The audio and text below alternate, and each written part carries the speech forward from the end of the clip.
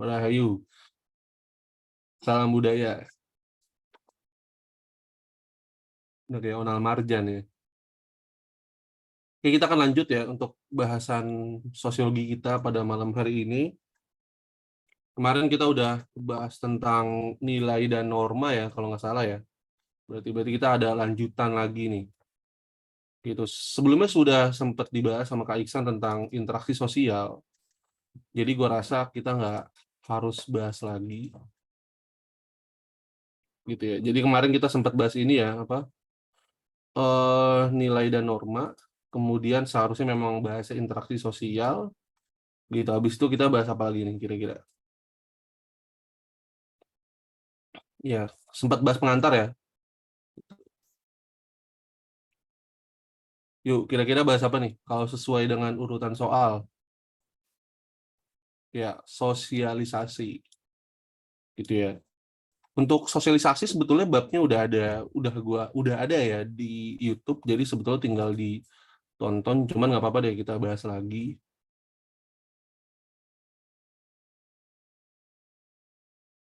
Coba kita lihat ya apakah ada kuisis sosialisasi.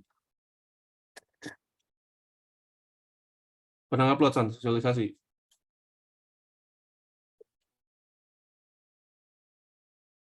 Ilo, apa-apa belum.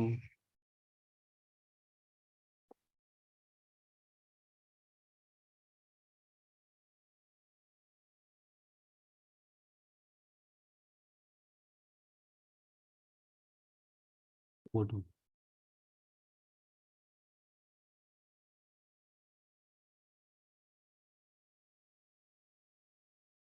Belum ya. Nyata sejarah yang udah komplit.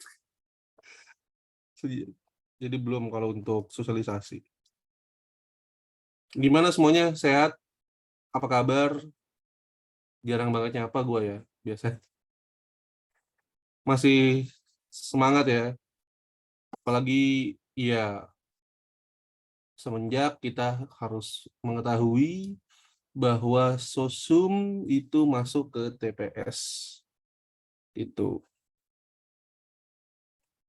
Belum, nggak jadi kuisis ya. Nggak jadi kuisis. Hanya orang Korea dan tahu.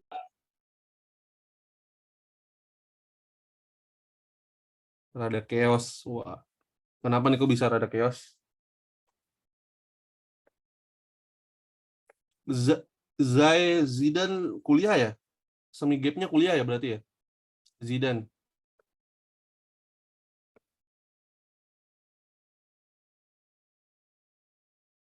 Wah, mantep. Sama kayak Alma ya.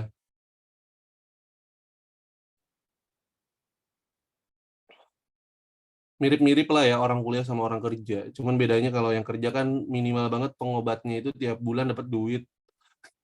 Kalau yang kuliah kan enggak ya, yang kuliah cuma dapat laprak aja. Oh, Aili mana ditanya tuh. Coba tanya grup.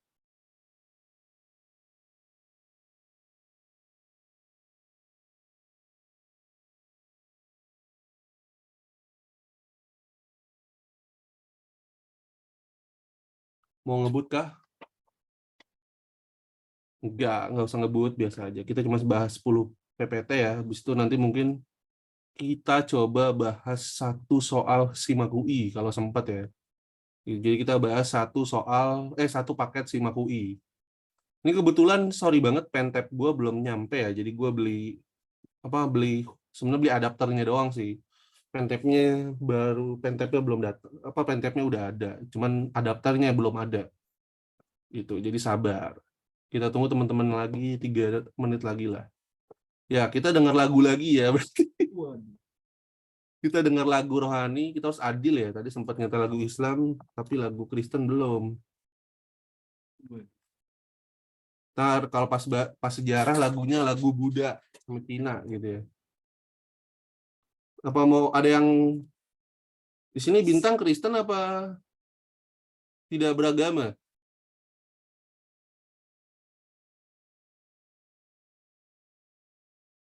Aku dibilang Islami gara-gara kayak mau nyetel lagu Islami. Emang Dayana Kristen selama ini?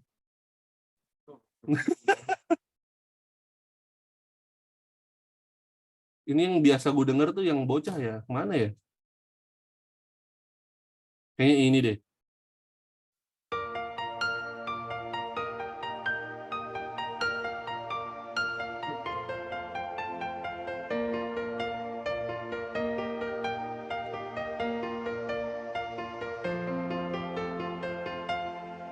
Nah, Bapa kami coba yang yang Islam ada didengarkan. di Kalau ada ketenangan di hati Anda, berarti mungkin itu panggilan sesungguhnya gitu ya. dimuliakanlah Coba tolong yang Islam kalau namamu. misalnya ada bisikan-bisikan di Datanglah malam ketemu laki-laki yang kerajaanmu, berambut panjang, jadilah ya kan? kehendakmu di atas Seperti bumi seperti di dalam surga. dari padamu Berilah kami rezeki rejeki pada pada hari ini, dan ampun dan ampunilah kesalahan kami, seperti kami seperti kami pun mengampuni yang bersalah pada kami. Dan janganlah masukkan kami ke dalam pencobaan. ke dalam pencobaan, tetapi bebaskanlah kami Dari yang jahat. lagu-lagu apa doa lagu-lagu yang murid Yesus apa enggak?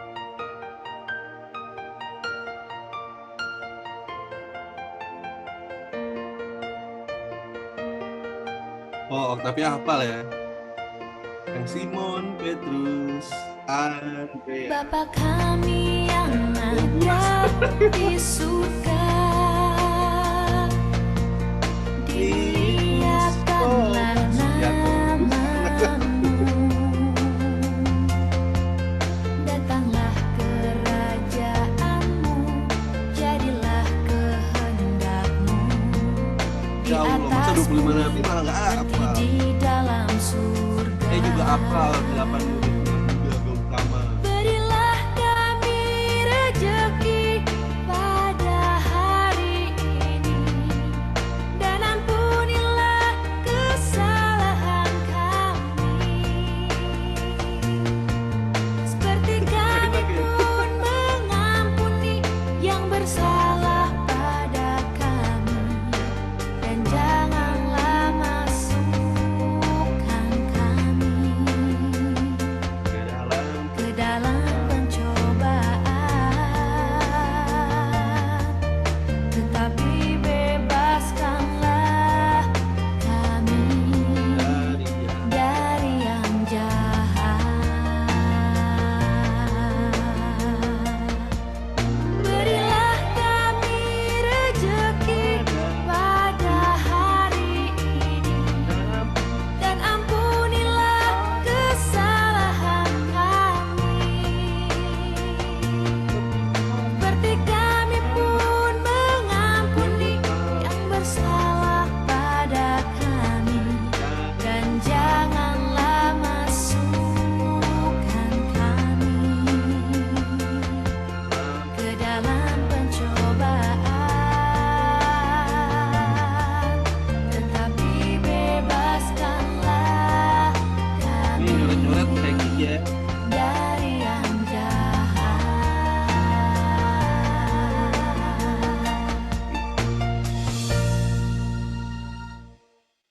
Ya, oke, singkat ya, kita habis tamasya ya ke keyakinan lain.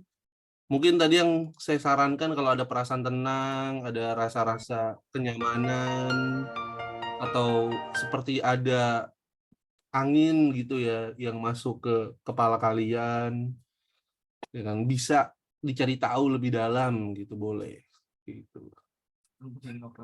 Atau enggak tanya Octavia, tanya Aji ya, Satrio Aji. Kebetulan Satrio Aji lagi milih nih mau ordo mana gitu ya.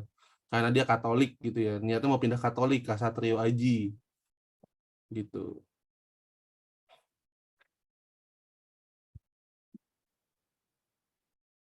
Kalau Buddha or Hindu ribet gitu ya kalau menurut gua. Kalau Hindu itu upacaranya kayaknya banyak banget pengeluarannya gitu ya. Sama aja sih sebenarnya semua upacara dalam agama apapun kayaknya agak agak riskan ya, banyak banget pengeluarannya. Yang nggak ada pengeluaran justru yang nggak beragama gitu. Ya oke, kita mulai ya. Sosialisasi, habis itu nanti kita coba sekedar bahas soal simakui gitu ya. Kak Imam jangan gitu, gue lagi menuju pacaran beda agama. Oke, nanti tanya-tanya aja ke gue ya, karena udah pengalaman 2 kali lah. Pertama sama Katolik, kedua sama Kristen gitu ya. Jadi udah 2 kali, 2 agama sekaligus dulu ya. Ya ini sebetulnya ada hubungan ya dengan apa yang akan kita bahas seperti ini ya. Oke itu. Eh, Sosialisasi gitu ya. Jadi sosialisasi itu berhubungan banget dengan penanaman pertama kali ya. Kita tahu apapun di dunia ini itu pertama kali ya umumnya itu dari keluarga gitu. Itulah kenapa kita sebut bahwa sosialisasi primer ya atau sosialisasi yang pertama kali itu ada di keluarga. Termasuk apa yang kita lihat sekarang yaitu sebagai sebuah kepercayaan gitu ya. Sebuah kepercayaan agama gitu. Agama yang kita anut sekarang umumnya itu ada yang bilang agama KTP, ada yang bilang agama warisan gitu ya. Ada yang bilang juga agama yang sebetulnya kita nggak tahu seperti apa kayak gitu. Inilah kalau misalnya kita belajar agama sejarahnya gitu ya, bagaimana perjuangan Nabi ya, perjuangan Nabi, kemudian bagaimana kristenisasi awal dilakukan itu semua nggak ada yang mulus.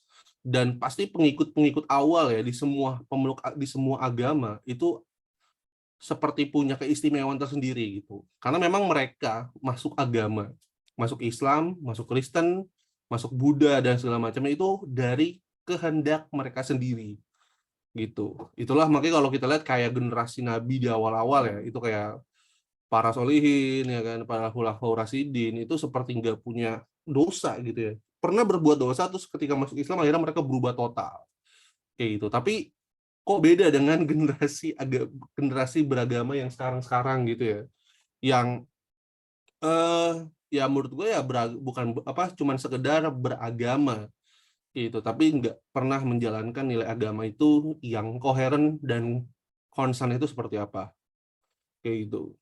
Setiap gue ketemu orang yang bisa dibilang ya katanya dia belajar agama, katanya dia sibuk ikut pengajian, ini sudut pandang gue sebagai seorang Islam ya, kemana-mana dia berpenampilan Islami menurut dia, tapi menurut gue lagi apa yang mereka lakukan itu nggak Islami sama sekali. Contoh ya kan, ketika Anda sholat 5 waktu, di situ sebetulnya Anda udah berlatih disiplin diri, tapi kenapa itu nggak diterapin di bidang yang lain?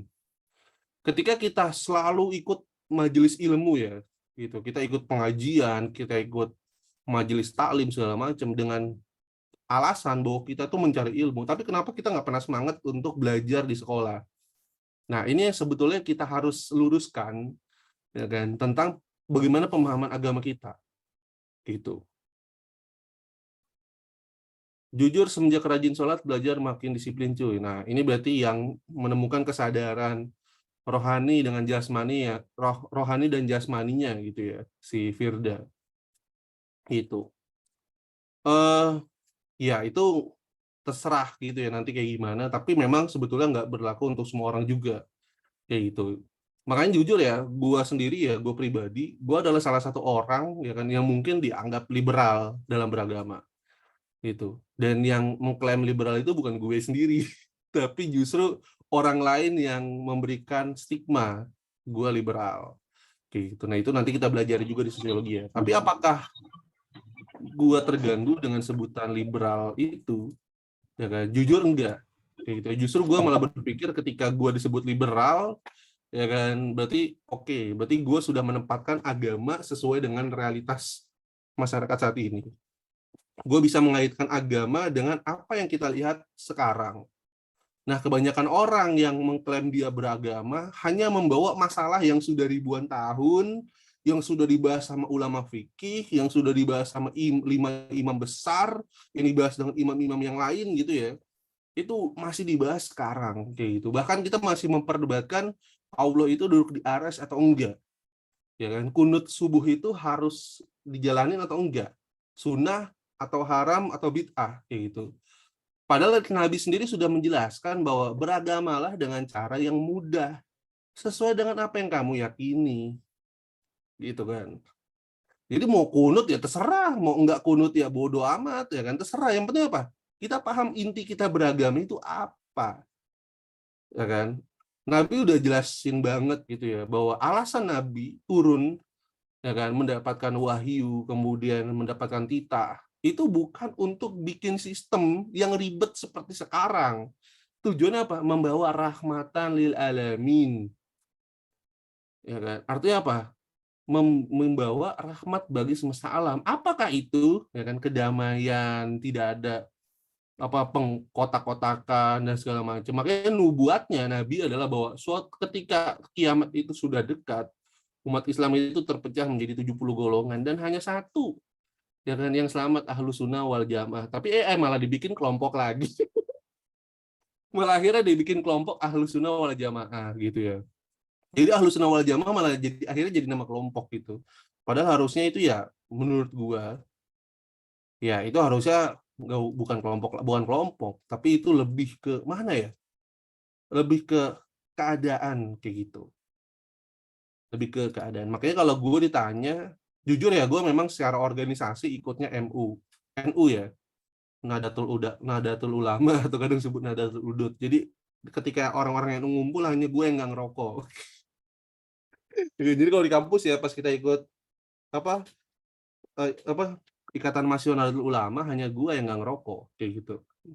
Dan dan ketimbang misal orang Muhammadiyah ya, orang Muhammadiyah itu umumnya nggak berjenggot ya kan, nggak berkumis gitu kan. Sedangkan kadang kalau gue ngumpul gue punya kumis. Jadi udah kita nyampur-nyampur aja kayak gitu. Nah, baik lagi ya, apa yang gue bahas di sini ini bukan masalah baik dan buruk karena kita sedang belajar sosiologi. Apa yang kita pelajari sosiologi non etis. Gitu ya. Makanya ketika ada yang nanya ke gue ya, nanya soal segala macam, Kak, yang ini yang baik yang mana? Nggak ada yang baik, gue bilang. Kenapa? Karena di sosiologi kita bukan berbicara siapa yang benar, siapa yang salah, siapa yang baik, siapa yang buruk.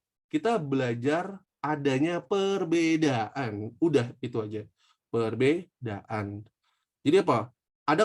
Ada saatnya membunuh itu dianggap benar, ada saatnya membunuh dianggap salah. Kayak itu. Dan itu pun juga diatur dalam agama. Gitu kan. Makanya kalau ada yang contoh ya, gue ngasih gambaran. Umumnya anak muda di Indonesia selalu bilang bahwa cepet-cepet nikah gitu, nggak usah lama-lama eh, nanti malah terjerumus ke ya sesuatu yang menyesatkan, misalnya perzinahan atau nanti dianggap nggak enak sama orang lain segala macam, ya kan. Alasan menikahnya cuma satu kebanyakan itu aja, ya kan. Atau ada alasan perintil-perintilan lain lah kayak misalnya umurnya udah ketuaan, ya kalau nggak mau nikah mau ngapain lagi gitu, nanti anaknya keburu pas punya anak keburu tua, ya kan. Ya pokoknya alasan-alasan sosial yang menurut gue itu justru menciptakan masalah sosial lagi gitu, ya kan. Pertama kalau kita lihat dari segi agama ya kan, menikah itu ada berbagai pandangan gitu. Kalau kita ngomong Islam ya, nikah itu bisa haram, bisa halal, bisa harus, ya kan, bisa, ya kan, nggak penting-penting amat kayak gitu, ya kan. Halal haram dan segala macam itu tergantung situasi. Kalau Anda menikah nggak ada persiapan, yang Anda bilang hanya ya udah kita lihat nanti gitu ya, ya itu pernikahan Anda haram karena Anda dilandaskan tanpa sesuatu yang berpikir matang. Kayak gitu. Kalau Anda menikah tapi kalau Anda nikah terus Anda ngutang ya buat resepsi pernikahan dan besok Anda akhirnya nanggep utang yang banyak karena pernikahan itu, ya nikah itu haram. Kayak gitu. Itu yang gue pelajarin ya. Kayak gitu. Begitupun ya realitas sosial masyarakat yang lain. Kayak gitu. Makanya gue selalu ngomong kayak gini karena yang jadi korban dalam pernikahan itu bukan laki-laki, umum pasti perempuan, kayak gitu. Dan kadang perempuan sendiri yang menawarkan dirinya sebagai korban, gitu, dengan alasan ya mereka takut keburu tua atau segala macam. Hey, kalian perempuan-perempuan yang di sini, ya kan, Anda nggak usah takut untuk menikah, ya kan, di usia berapapun Anda. Gitu, karena pada dasarnya Anda hanya menikah dengan orang yang tepat dengan Anda, yang sederajat, yang sejalan, yang di posisi yang sama. Jadi tidak perlu takut kayak gitu. Yang Anda harus takutkan adalah ketika pernikahan itu justru nggak membawa kebahagiaan di keluarga, kayak gitu, nggak membawa sistem sosial yang baik gitu. Karena ketika kita menikah itu bukan bahagia dalam konsep Jawa, filosofis Jawa. Menikah itu bukan bahagia, menikah itu adalah cobaan terberat dalam hidup, gitu ya. Cobaan terberat dalam hidup. Jadi justru menikah itu untuk sengsara, sebagai apa? Sebagai bentuk pertobatan kita kepada Gusti Allah. Akan sebagai jalan kita untuk mendapatkan ujian agar kita layak mendapatkan surga. Itu lewat pernikahan, teman-teman ya. Kayak gitu. Coba lu bayangin deh, pernah nggak lu berpikir kayak gini? Mungkin lu selalu bohong ya, lu ngomong kayak ibu gue itu wanita paling cantik gitu. Padahal lu berbohong, ya ibu lu udah jelek kayak gitu kan. Udah keriput ya kan, udah gendut segala macem. Kenapa kita nggak pernah bisa jujur kayak gitu ya? Dan coba lu berpikir, apa alasan bapak lu masih mau ibu lu? Ya kan, karena umumnya laki-laki itu melihat itu dari visual. Gitu ya. Cacat dikit aja males gitu kayaknya. Gitu. Nah, coba pikir-pikir. Ya berarti ada dong yang mengikat. Umumnya pasti selalu orang tua tuh bilang anak. Gitu ya. Tapi ketika anak itu udah nggak jadi alasan merekatnya suatu hubungan keluarga, ya berarti biasanya perceraian. Gitu. Jadi umumnya kalau misalnya ada perceraian, ya kan, mereka udah nggak mikirin anak. Ya kan. Begitupun sebaliknya. Ya kan. Orang anak-anak gitu ya, adik, kakak, dan segala macam, itu umumnya menyatu. Akur. Selama orang tuanya masih ada. Tapi ketika misal orang tua udah meninggal, yang menghubungkan itu apa? Cuman darah aja. Persepsinya udah berubah. Apalagi kalau ada warisan ya, itu udah perang dunia kesekian gitu ya. Ya kan, yang cewek maunya sama rata, yang laki-laki maunya pakai hukum agama. Padahal mungkin nggak pernah sholat, tapi giliran bagi harta waris maunya pakai hukum agama agar laki-laki dapatnya lebih banyak kayak gitu ya. Dan itu sering banget gue dengar di lingkungan keluarga gue, di lingkungan sekarang. Bahkan ya ibu gua pun sempat dulu ribut sama kakak-kakaknya gara-gara masalah warisan. Dan untungnya bapak gue bijaksana, dia bilang ya udahlah, kita nggak perlu juga tanah di Jawa, toh kita nggak bakal tinggal di Jawa juga. Akhirnya tanah ibu gue cuma dijual murah sama kakaknya, ya itu ya. Nggak banyak orang punya kebijaksanaan seperti itu ya. Ya. Dan yes.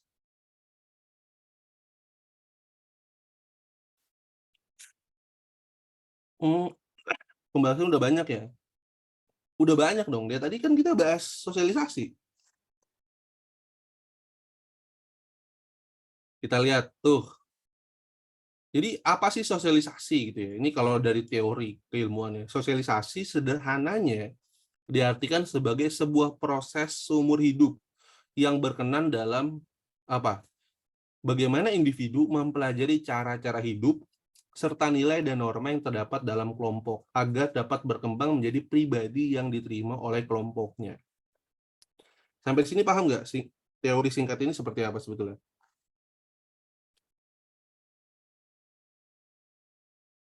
Yuk, ada yang paham? Bintang katanya mau jadi sosiolog katanya.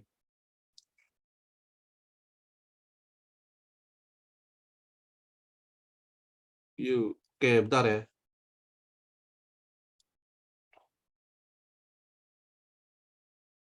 Kita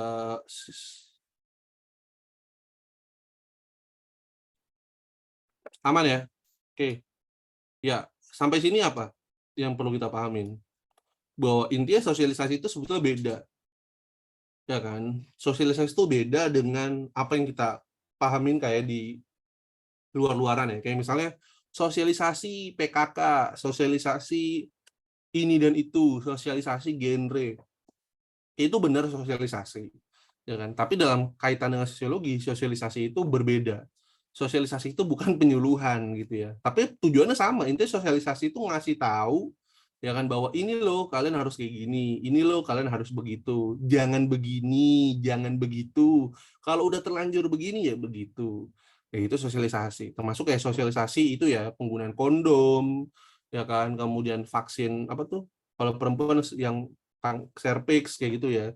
Terus juga misalnya kayak vaksin hewan dan segala macam itu juga bentuk sosialisasi gitu. Nah, bedanya kalau di psikologi, sosialisasi itu memang pengenalan gitu ya. Sosialisasi itu memang upaya upaya masyarakat gitu ya, upaya masyarakat agar individu itu sesuai dengan nilai dan norma yang dijalankan.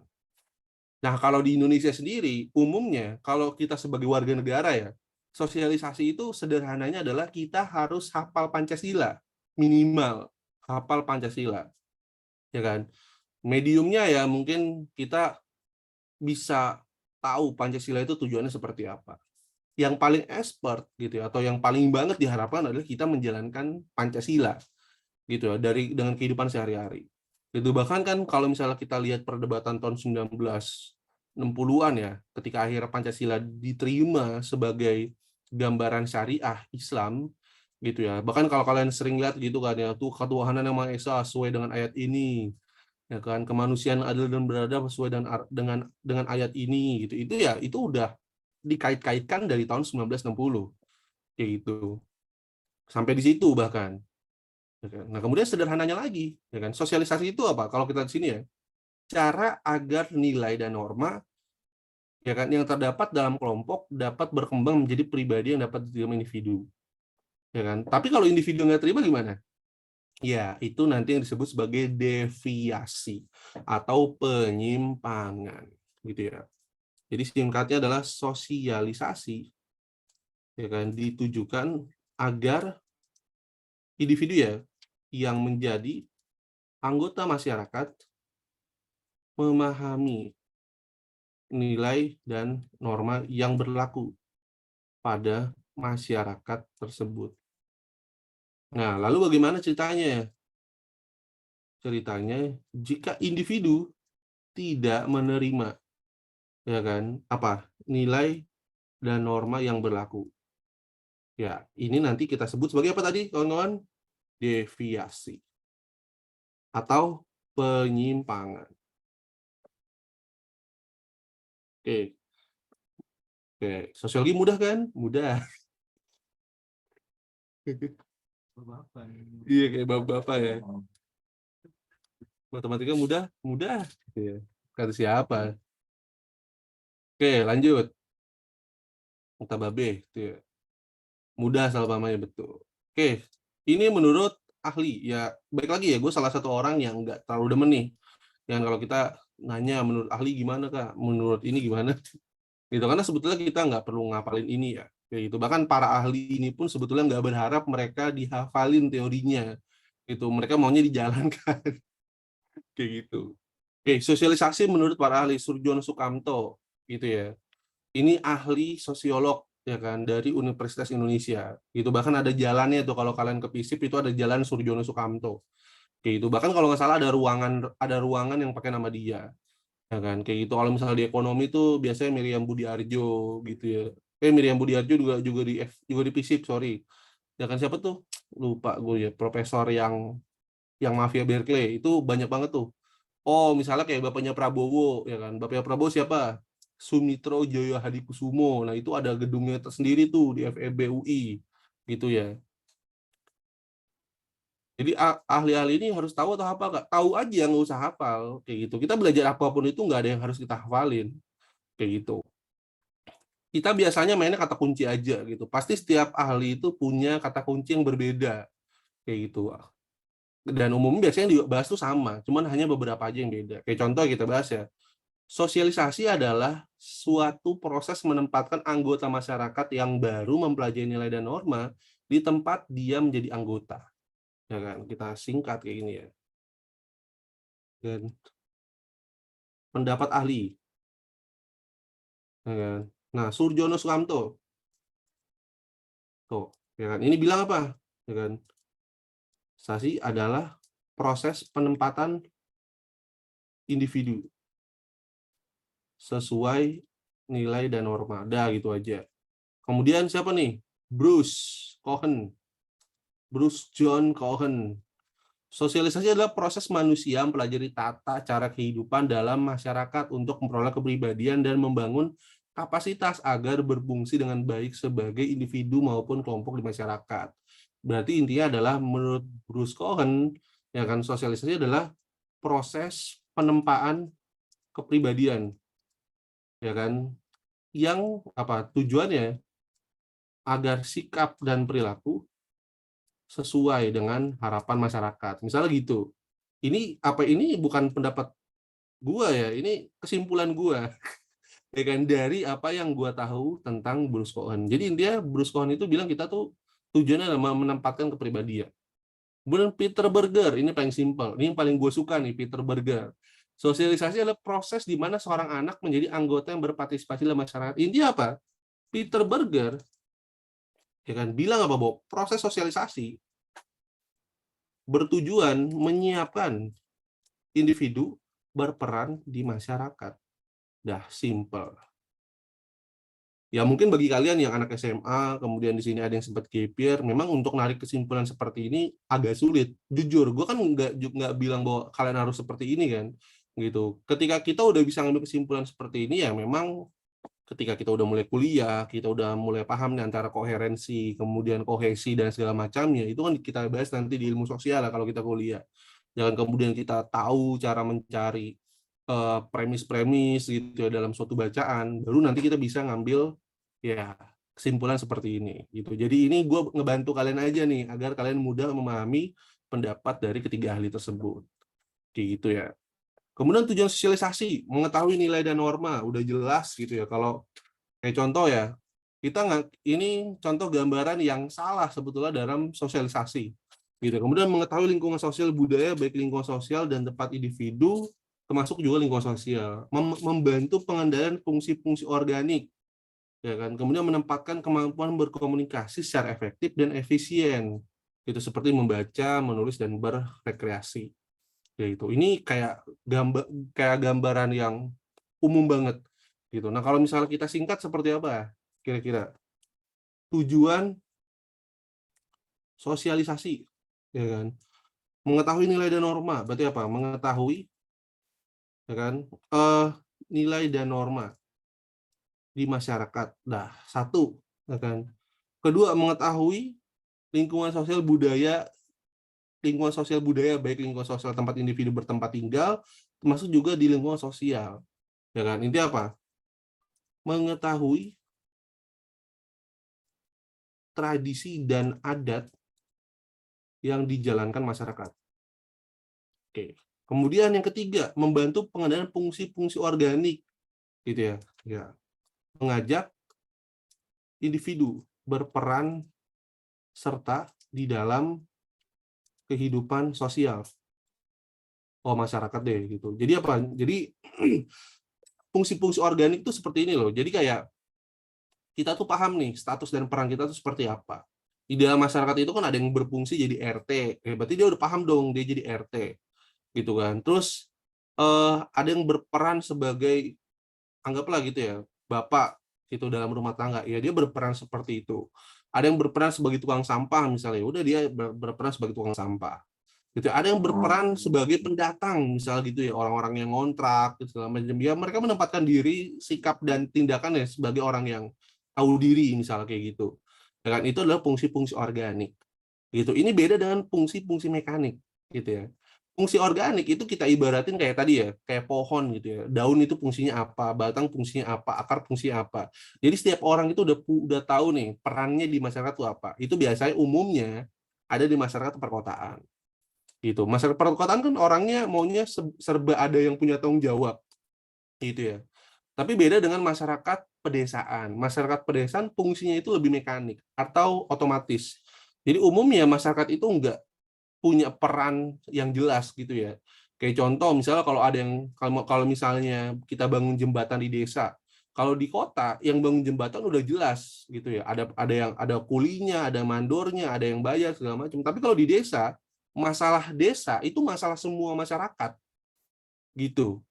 Ya, jadi kalau di desa masalah nih ya, ada masalah itu masalah masyarakat. Kalau di kota ada orang yang meninggal nih, ya kan, tahlilan itu tugas orang yang tugas keluarga yang meninggal itu, dia ngasih makan segala macam. Tapi kalau di desa, kalau tahlilan, ya kan, itu apa? Masyarakat tuh yang ngasih makanan. Itu bedanya, gitu. Ya kan. Jadi kalau misalnya di desa itu semua itu bareng-bareng gitu, kalau ada masalah kita selesaikan bareng-bareng, gotong royong. Tapi kalau misalnya di kota ya nggak bisa, ya kan. Siapa yang punya masalah selesain sendiri. Siapa yang apa tugasnya udah dibagi-bagi ya tanggung jawab kayak gitu, nggak bisa kayak gitu. Kenapa bisa beda gitu Kak antara kota dan desa? Ini masalah terkait dengan persepsi dan primordial. Orang desa itu masih beranggapan bahwa keluarga itu bukan sebatas apa yang ada di rumah, tapi semua masyarakat yang ada di desa itu keluarga. Kenapa? Karena ada yang menyatukan. Misalnya sukunya sama, asal usulnya sama, agamanya sama, tempat kelahirannya sama. Tapi kalau di kota hal kayak gitu nggak bisa, karena umumnya kita beranggapan bahwa kita tuh nggak pernah kenal satu sama lain. Gitu, masyarakatnya itu lebih hetero gitu ya, lebih beragam, ada orang Jawa, ada orang Batak, ada orang Cina, ada yang beragama Islam, ada yang beragama Kristen, ada yang asal usulnya bukan dari situ, ya kan. Jadi apa, perasaan untuk kita saling memiliki itu susah kalau di kota gitu. Karena apa, contoh ya, kita nih misalnya rumah kita, contoh ya, kota Jakarta Barat dengan Tangerang itu kan cuma beda 1 kilometer ya. Tapi kita cuma keluar 1 meter aja, 1 kilometer aja itu kayak udah berasa beda gitu. Lu siapa sih gitu kan?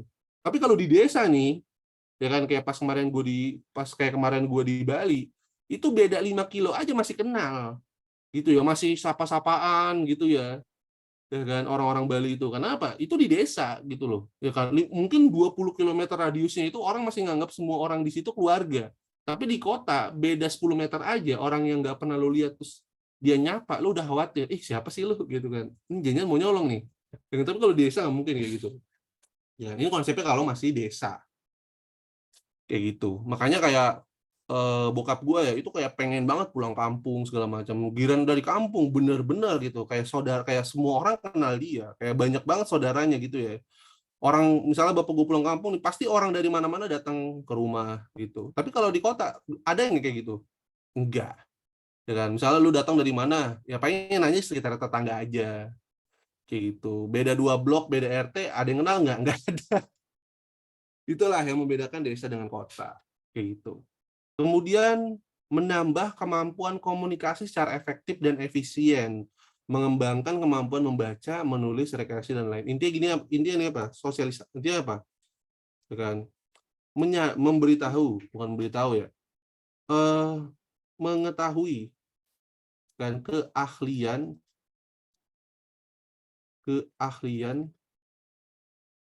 yang dibutuhkan untuk menjalankan peran di masyarakat.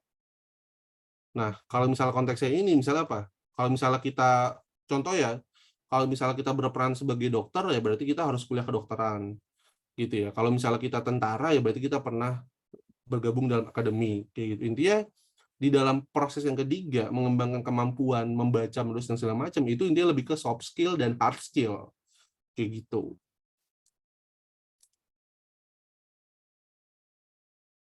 Gitu ya. Kan nggak mungkin di masyarakat itu yang penting cuman kayak, oke, cuman sapa-sapaan gitu ya. Jadi apa? Harus ada di dalam masyarakat itu ada orang yang punya keahlian di bidang ini segala macam agar masyarakat itu bergerak. Gitu. Identiknya kalau dalam ilmu sosial itu disebut sebagai sospolek, sosial, politik, ekonomi itu dan budaya gitu ya. Sospolbud kayak gitu. Jadi ada orang yang ahli di bidang sosial, ada yang ahli di bidang ekonomi, ada yang ahli di bidang budaya, ada ahli di bidang teknik dan segala macam. Gitu. Itulah membuat masyarakat dan peradaban itu bisa berjalan karena setiap orang itu udah jelas punya perannya dan nggak ada yang dianggap nggak penting. Itu semuanya penting. Itulah kalau di masyarakat disebut konsepnya diferensiasi sosial. Mau lu tukang sampah, mau lu presiden, mau lu guru honorer, mau lu guru PNS, statusnya di masyarakat sama. Anda sama-sama kerja dan Anda sama-sama punya peran di masyarakat.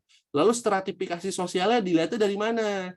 Dilihat dari ya seberapa kaya, seberapa tinggi pendidikan, itu yang membedakan. Tapi kalau untuk jenis pekerjaan ya semua orang kita anggap pekerjaan nggak ada yang buruk kayak gitu. Kadang orang tua Anda aja yang bilang. gitu ya. Jangan kuliah sastra gitu ya katanya. Emang mau kerja apa gitu kan? Ya karena orang tua Anda nggak bekerja di bidang itu. Ya kan? Tapi kalau ada yang kerja orang tuanya itu memang udah bergelut di bidang budaya, pasti ngapain ngambil ekonomi? Ya kan? Emang kamu mau sesek-sesekan di kantor kayak gitu. Jadi gitu ya, beda perspektif, beda cerita kayak gitu. Ya kan kayak gue di keluarga gue ya, pas tiap mereka tahu gue ngambil sejarah, lah ngapain ngambil sejarah, kan di buku juga ada, tinggal baca, ngapain belajar sejarah.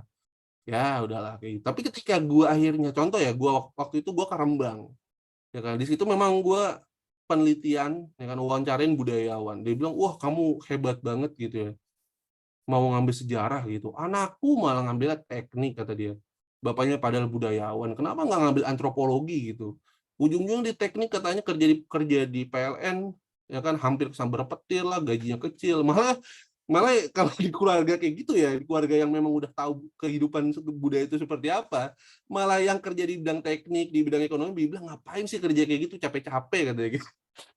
Jadi beda gitu ya. Terus kalau keluarga yang biasa umumnya susah gitu ya, pasti ngarahin anaknya jadi PNS biar hidupnya tenang gitu segala macam. Tapi kalau di keluarga Anda lahir di keluarga kaya, nggak mungkin Anda disarankan jadi PNS. Jadi PNS, ngapain katanya pasti. Ya kan, nggak bakal bisa ngapa-ngapain deh kalau jadi PNS mah. Ya kan, dikerjain mulu katanya. Ya kan, kurang kerjaan aja kamu ngamar PNS katanya. Ya itu beda perspektif kayak gitu. Makanya umumnya gini loh teman-teman. Kalau teman-teman baca bukunya Robert Kiyosaki gitu ya, tentang ayah kaya dan ayah miskin, kayak gitu ya kan, semua orang itu perlu seorang sosok ya yang menggantikan ayah kita, yang menggantikan ibu kita ya. Kenapa? Karena mungkin ayah dan ibu kita tuh nggak bisa ngasih gambaran yang relate dengan pendidikan, ya kan, dengan kehidupan sosial sekarang. Jadi harus ada orang yang kita anggap sebagai ayah dan ibu kedua, itulah yang kadang disebut sebagai mentor kayak gitu. Kalau untuk urusan akademik, gue nggak bisa mencontoh bapak gue, karena bapak gue SMP aja nggak lulus cuy, ya kan. Jadi kalau ngomong nih, kalau dia ngomongin politik blok blok blok blok gitu ya, anggaplah blok blok blok blok segala macam, ya kan, kayak apa yang di pikiran dia aja gitu loh. Jadi ngeliat politik tuh kayak barbar gitu ya. Tapi kalau kita punya mentor ya yang dia tuh paham politik dalam, oh gitu ya, oh gitu, jadi kita paham gitu. Kenapa kita perlu ada orang tua kedua ketiga dan segala macam, bukan berarti kita ngegantiin orang tua kita ya, bukan, ya kan, karena itu kebutuhan kita. Itu kita butuh perspektif, kita butuh dukungan, kita butuh pandangan yang berbeda. Itu bahkan apa? Orang tua gua yang kedua, ibu gua kedua itu guru bahasa Indonesia gua, namanya Bu Hartati. Jadi ketika ibu gue yang di rumah diem aja gitu, mau kuliah apa enggak gitu kan, cuman gitu aja apa enaknya gitu ya. Tapi ada ibu gue yang lain yang bilang, ayo semangat semangat kayak gitu, ntar ibu bantu kayak gitu kan. Nah beda tuh kan. Jangan dibilang ayah imam apa segala macam ya, saya bukan ayah Paujan nih, mohon maaf aja. Mending anggap saya kakak aja gitu ya. Silakan Anda anggap Mas Paujan Arasid aja sebagai ayah gitu. Atau babeh lah gitu. Oke, sekarang kita masuk ke tahapan sosialisasi. Ya, ini teori banget.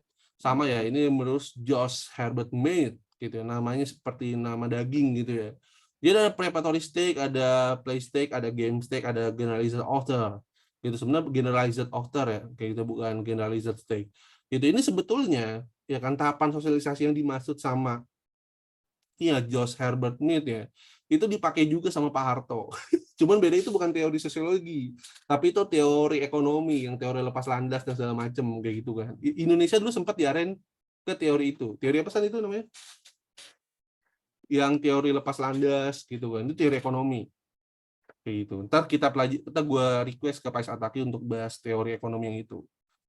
Nah, tahap preparatory stage, intinya tahap persiapan, ya kan. Ini apa?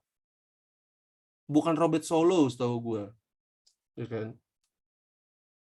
Tahapan ini dialami seseorang sejak ia dilahirkan ke dunia. Pada tahapan ini, seorang anak mulai melakukan kegiatan meniru, ya kan, walaupun belum sempurna. Kayak misalnya mimi mimi, mama mama gitu ya. Berarti apa? Ini proses kita mengenal pertama kali. Kemudian play stage ditandai dengan peran-peran dilakukan anak kecil yang mendirikan peran yang dimainkan orang tuanya. Berarti ini proses apa? Meniru. Gitu ya. Ini nanti identik dengan nih, kalau dalam teori sosialisasi itu kayak ada apa? Imitasi gitu ya. Kemudian ada apa tuh, empati dan simpati, nanti itu ada di sini juga. Kemudian game stake, tahap permainan. Pada tahapan ini masa pendirian sudah mulai berkurang, berganti dengan peran yang diambil secara langsung. Generalized author ketika dia sudah memulai dewasa. Kayak gitu. Singkatnya gue kasih gambaran singkat kayak gini ya.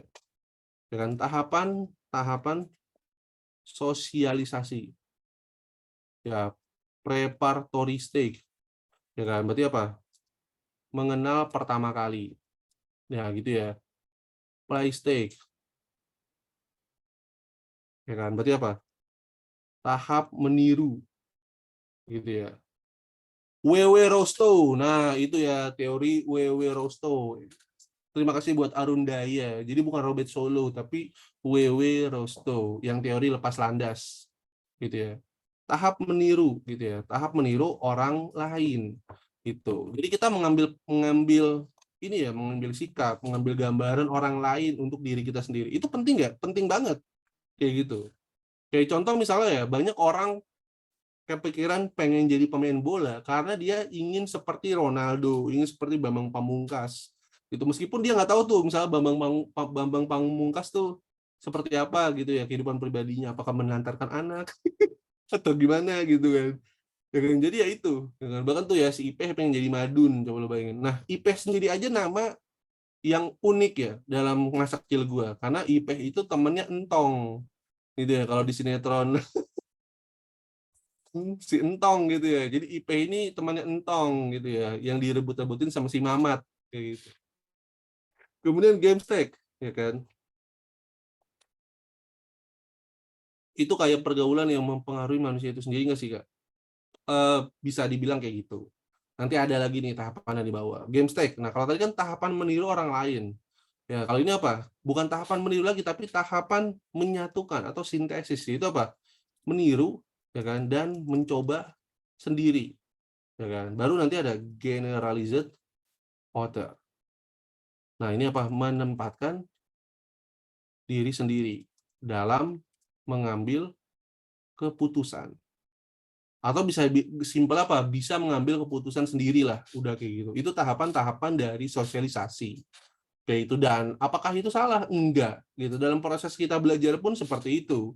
Ya kan? Awalnya kita siap-siap dulu mau belajar. Kita harus tahu apa yang kita pelajari gitu kan. Berapa lama kita harus belajar gitu. Dan awalnya kita pasti meniru orang lain dulu. Gitu. Kayak misalnya banyak yang nanya kayak Kak Gisel ya kan, Mas Aji, terus Kak Mici belajar dulu seperti apa gitu kan. Akhirnya kita niru mereka nih awal-awal. Ya kan, mereka belajar 2 jam, lu belajar 2 jam. Jadi benar-benar kita telan bulat-bulat dalam proses play stack. Tapi dalam proses game stack, Anda akhirnya ya, Anda, saya, kalian semua akhirnya memahami ada yang nggak cocok nih sama diri gue. Jadi dalam proses kita meniru, kita merasa bahwa ada yang nggak cocok. Anggaplah gini, idola kita pakai baju warna merah, kita ikutin warna merah.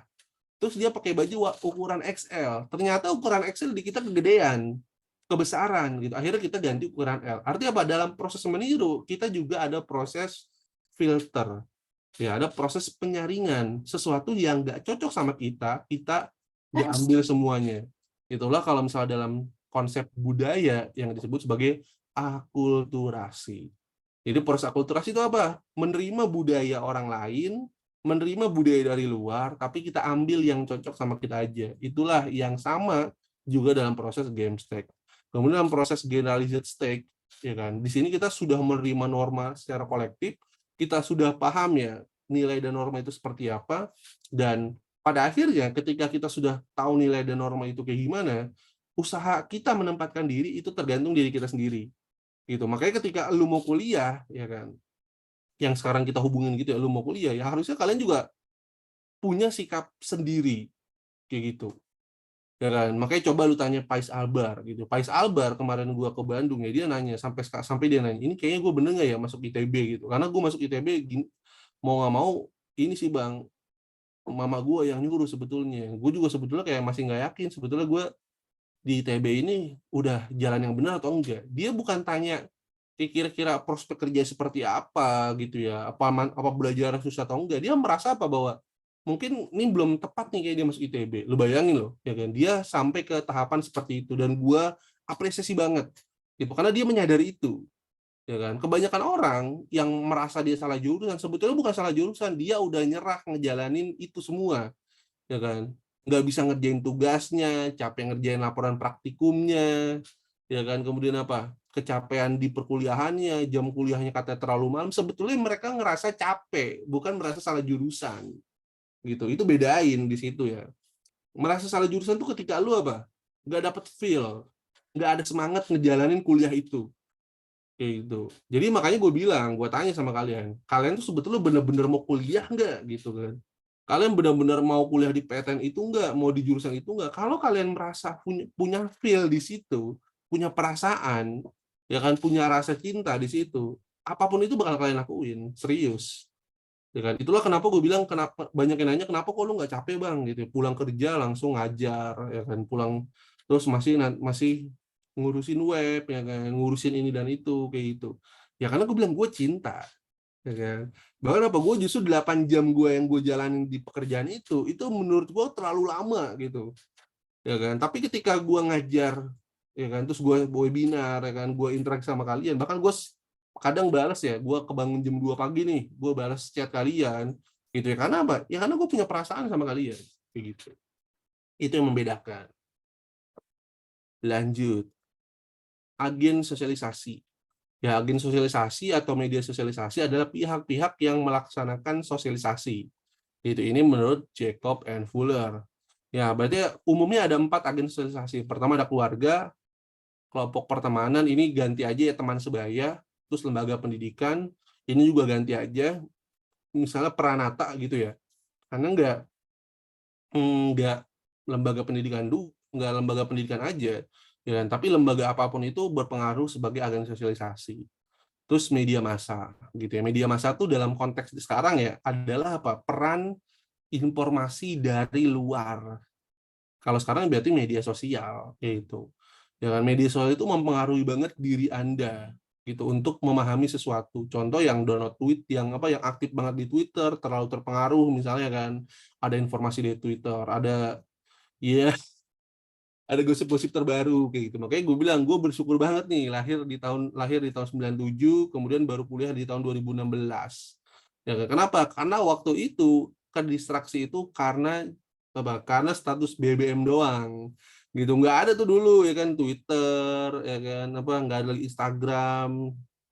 Twitter apalagi bahala banget ya masih. Tapi udah ada waktu itu. Tapi dulu yang benar-benar paling hype itu ya status BBM. Kayak misalnya lagi, ya kita penasaran nih, ini orang lagi ngapain sih gitu ya. Misalnya dengar lagu aja kan, kalau di BBM tahu ya, misalnya contoh cewek gue dulu ya, misalnya Mega Ayu mendengarkan ini, Mega Ayu nelpon dengan ini, ya kan, Kak Iksan Bewok ya kan menonton Naruto XX1 gitu misalnya, gitu kan.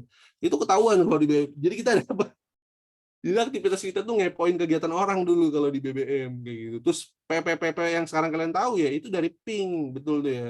Suksada gitu ya. Tapi harusnya sekarang janganlah kayak gitu. Kurang etis. Jenis-jenis sosialisasi kayak gitu ya. Tuh ada sosialisasi primer, ada sosialisasi sekunder, kemudian ada formal dan informal. Ya, kalau BBM tuh broadcast gitu, kayak misalnya minta maaf. Apalagi kalau misalnya lagi puasa sama lebaran tuh ya kan. Itu banyak banget ya kan, kayak misalnya apa? Seputih kapas ya kan, sejernih air ya kan, terus apa, tanganku bergandengan menjadi satu ya. Pokoknya dulu zaman-zaman BBM tuh kayak, terus emot ya kan, kalau sekarang pakai stiker ya, dulu tuh emotnya kayak apa sih, kayak itu ya, kayak tanda digabung-gabungin gitu ya. Jadi nggak ada emoji dulu tuh. Nah, tuh kayak misalnya si Ipe tuh, itu kan berarti Pac-Man kalau misalnya kayak gitu. Oh, seperti kapas tuh masih disebarin sekarang ya? Oh, gue kira udah enggak ya, ternyata masih disebar-sebarin juga.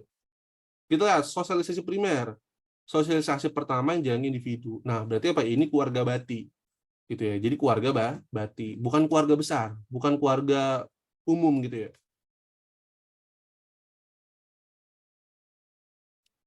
Ya kan? Berarti apa? Primer.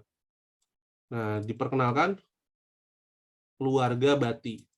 Nah, keluarga Bati itu siapa? Ayah, ibu, kakak, misalnya gitu ya. Adik. Nah, kalau misal adik yang ada berarti meninggal. Dark, dark banget gitu ya. Sekunder, ya kan? Kita sekunder itu apa? diperkenalkan di luar keluarga batin. Ini gitu aja. Nah, berarti apa? Bisa teman sebaya, ya kan? Bisa apa? Lembaga sekolah, lembaga apalagi nih? Lembaga hukum gitu ya. Terus misalnya ya media sosial kayak gitu. Kemudian apa? Dari tipenya, tipe itu sebenarnya bukan tipe ya, tapi lebih ke bentuk gitu ya. Kalau misalnya kalau bentuk tadi sosial primer dan sekunder, kalau ini bukan tipe sih sebetulnya, lebih ke rupa membentuk sama, tapi lebih ke saluran aja kali ya mungkin. Kalau sosialisasi formal itu lebih ke disosialisasi oleh lembaga resmi dia gitu, lembaga yang punya kekuatan hukum yang formal. Kalau informal itu termasuk keluarga pun itu informal kayak gitu ya. Jadi ini sifatnya itu nggak mengikat kayak gitu. Sedangkan kalau formal itu mengikat. Contoh ya, sosialisasi yang formal itu adalah aturan. Misalnya apa? Tilang, ya kan, hukum pidana, hukum perdata kayak gitu ya. Peraturan daerah itu sosialisasi, sifatnya apa? Formal. Ya kan, harus dijalankan nggak? Harus banget kayak gitu ya. Formal, berarti apa? Harus banget dijalankan. Ya kan, mengikat, dijalankan secara resmi, ya kan, dilakukan oleh lembaga resmi, ya kan, milik negara gitu aja lah ya. Nah, informal sifatnya apa nih? Ya kan, ya mungkin apa? Lebih leluasa, kekeluargaan, tidak mengikat, ya kan. Dan apa? Ya kan, umumnya ya kan bebas, tidak resmi. Itu aja. Tentara rasa jeruk, ada lembaganya, tahu mana internalnya rata-rata orang pemerintah, betul ya, termasuk Pak Jokowi ternyata anggota pemuda Pancasila loh kalau ada tahu. Kalau pindah device masih bisa ya, Humaira ya, biasa gue cuma nakutin aja. Kalau itu mah sebetulnya bisa masuk kapan aja kayak gitu. Nah itu ya memang pemuda Pancasila tapi udah nggak muda, pemuda Ansor NU tapi nggak ada yang muda, tua-tua semua ya. Jadi pemudanya itu lebih ke semangatnya kayaknya sih kayak gitu. Oke, pola sosialisasi keluarga. Ini ada yang represif, ada yang partisipatif. Nah, ini pasti ada banget di keluarga lu nih. Ya kan? Yang represif, ya kan, keluarganya itu ngatur banget. Ya kan? Pokoknya kamu harus masuk ke dinasan, ikuti kata ayah. Ya kan? Ini demi kebaikan kamu. Menurut Bapak tapi. Terus ada yang bapaknya partisipatif, ya kan? Kamu maunya masuk mana, Dek? Ya kan? Bapak ngikut aja deh, gitu. Tapi kamu harus timbangin dulu baik-baik ya. Kayak gitu. Kalau misalnya kamu milih itu terus kamu salah, jangan nyesel kayak gitu. Jangan pikir-pikir lagi deh pokoknya. Itu keluarga yang partisipasi, ya kan? Beda banget kayak gitu. Makanya kalau sekarang Anda ada yang depresif itu juga belum tentu salah. Partisipasi juga belum tentu benar. Karena kadang gini ya, kadang kalau represif positifnya adalah anak ini terarahkan dengan baik gitu. Karena sifatnya apa? Keluarga anaknya ini nggak tahu mana yang benar, mana yang buruk juga. Tapi kalau partisipasi kadang kalau jeleknya itu terlalu bebas. Akhirnya apa?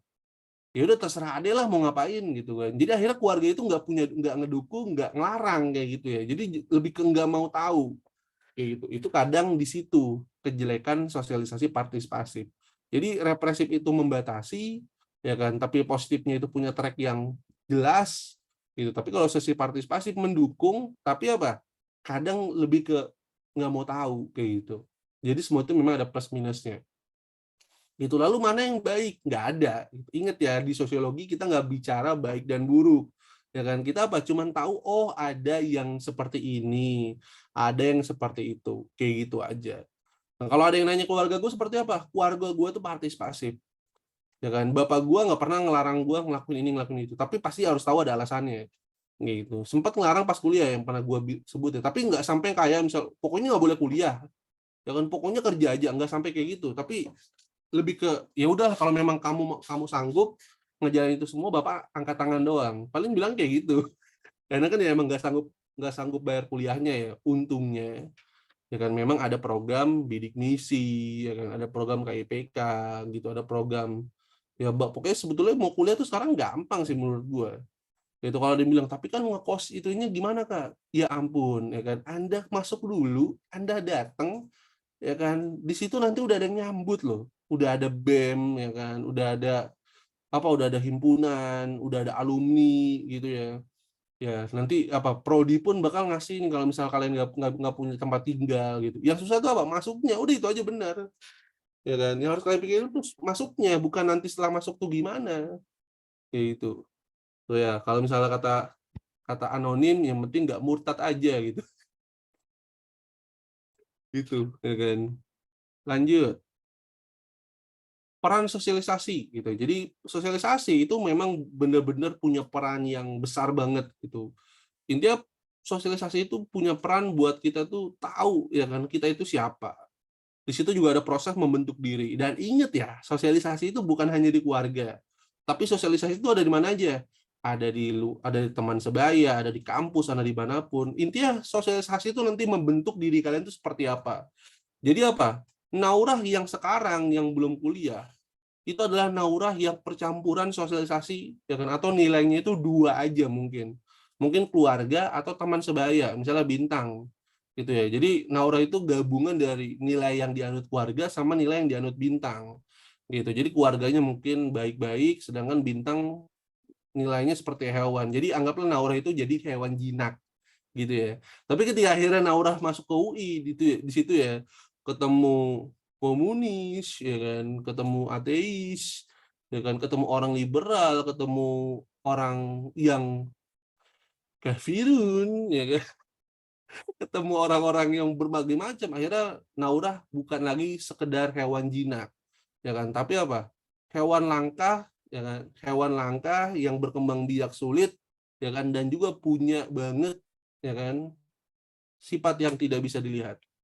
Apakah hewan itu? Ya kan, itu adalah banteng.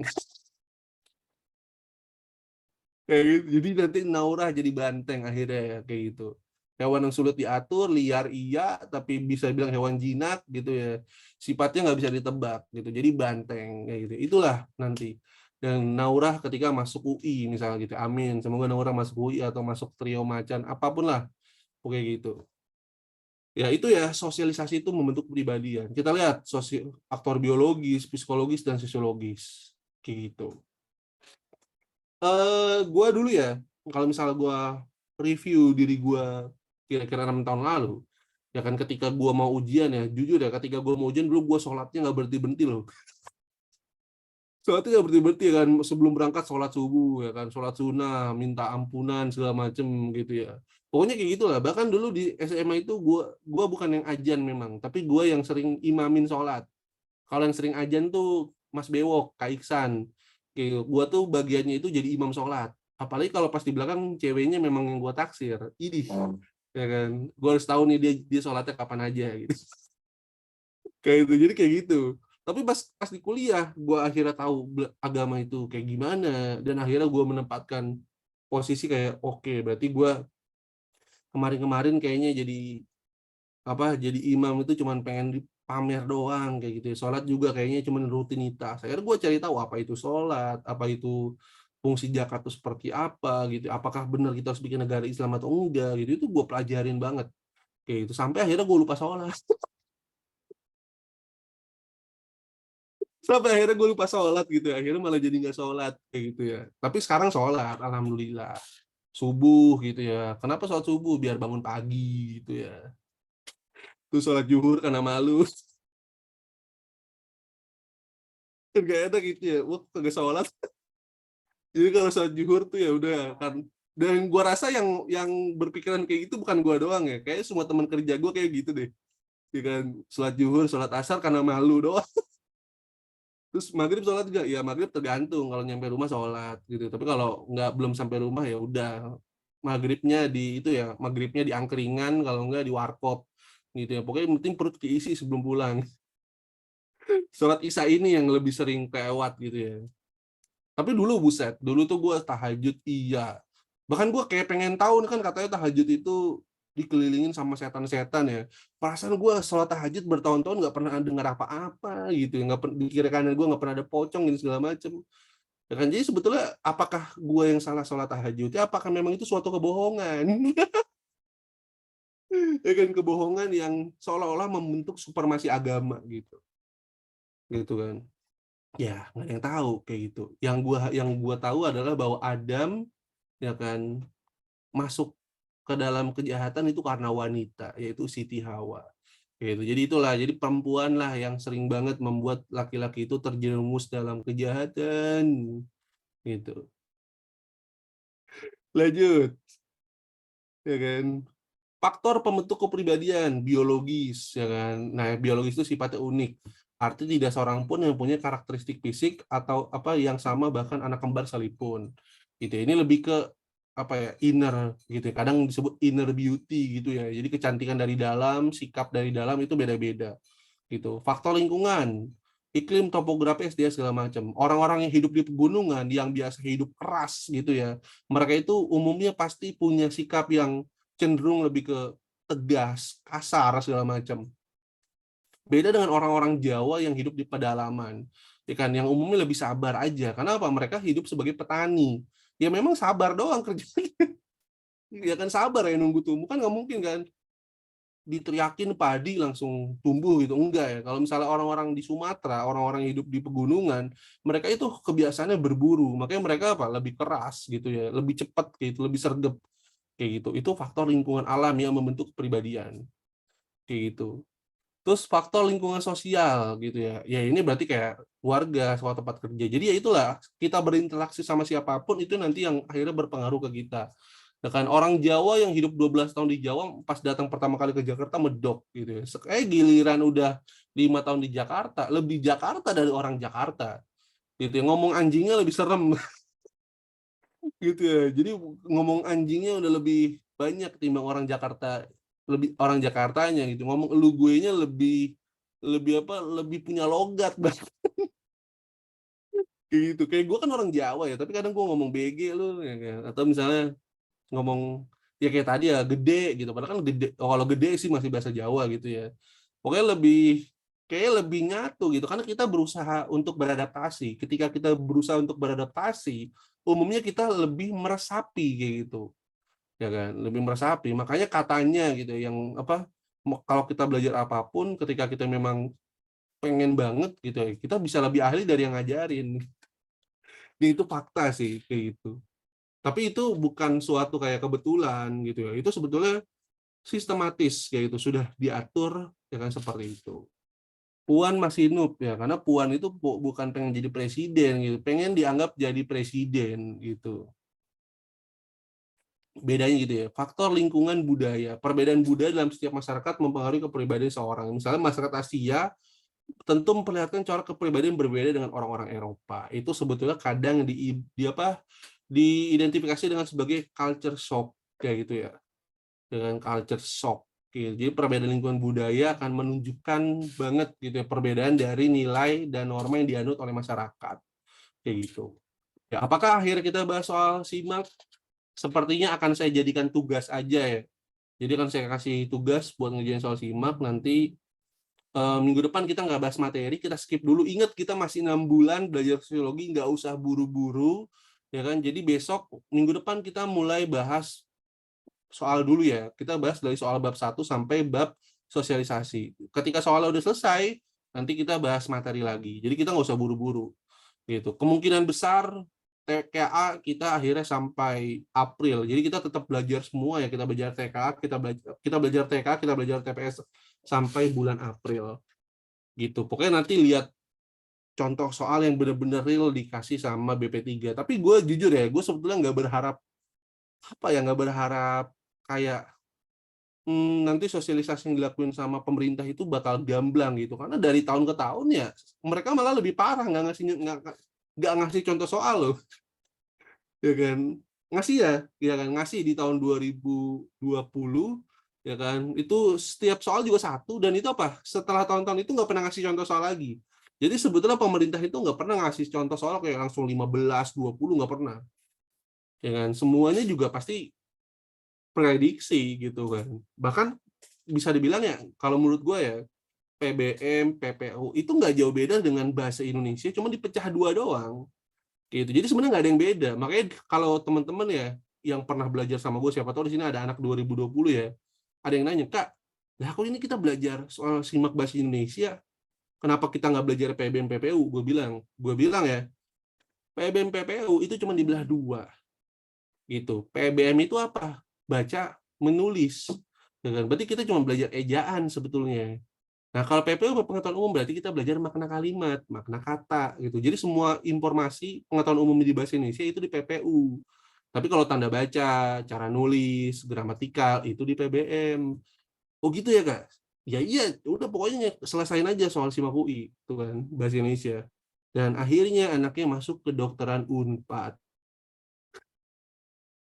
Jadi apa? Dia belajar sama gue bahasa Indonesia doang memang privatnya, dan akhirnya masuk ke kedokteran Unpad. Padahal tryout nggak pernah masuk kedokteran. Kenapa? Karena keganjel sama bahasa Indonesianya gitu. Terus mungkin ibunya dapat dari siapa gitu, akhirnya ngubungin gua gitu. Dan kita cuma belajar 2 bulan. Apakah saya langsung ngasih soal? Ya enggak, seperti yang gue bilang. Gua ngasih soal benar, ya kan? Nggak salah sih, benar ngasih soal di awal itu nggak salah. Jadi biar kita paham nih, oh gua nggak ngerti di mana, ini di mana. Tapi kalau misalnya solusinya adalah ngerjain soal, itu yang salah.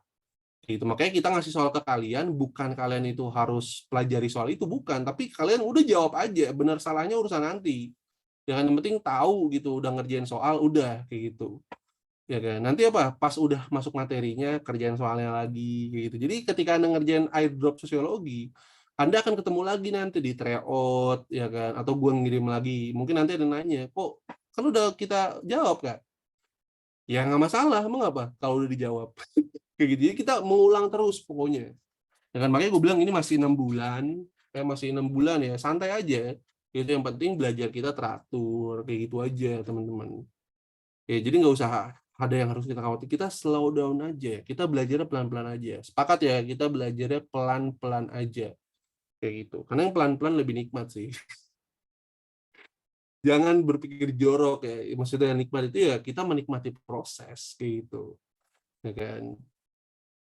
Makanan betul, coba ya makan buru-buru pasti nggak tahu nih rasanya seperti apa. Tapi kalau kita makannya pelan-pelan gitu ya, wah itu kita bahkan bisa tahu tuh detailnya. Ini garamnya pakai garam dapur atau garam Inggris ya, gitu. Atau bahkan sampai mungkin kalau lu meresapi ya, kayak misalnya nih si Bintang tolong resapi ya makanan ibu Anda. Dengan ini ibu saya kayak masak kayak nggak cuci tangan ya. Ini bener-bener ada rasa keran ini kayaknya. Oh ini ada noda-noda flek dari piring ini masuk ke nasi saya ini, gitu. Kalau Anda makan pelan-pelan nanti bahkan Anda bisa jadi profesional di bidang rasa sepertinya nanti. Oke, itu ya materi dari apa? Sosialisasi. Ada pertanyaan nggak di sini?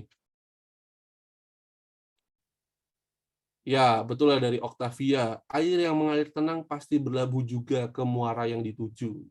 Gitu. Tapi air yang terlalu cepat sampai ke pantai itu justru malah menciptakan kerusakan. Kayak gitu.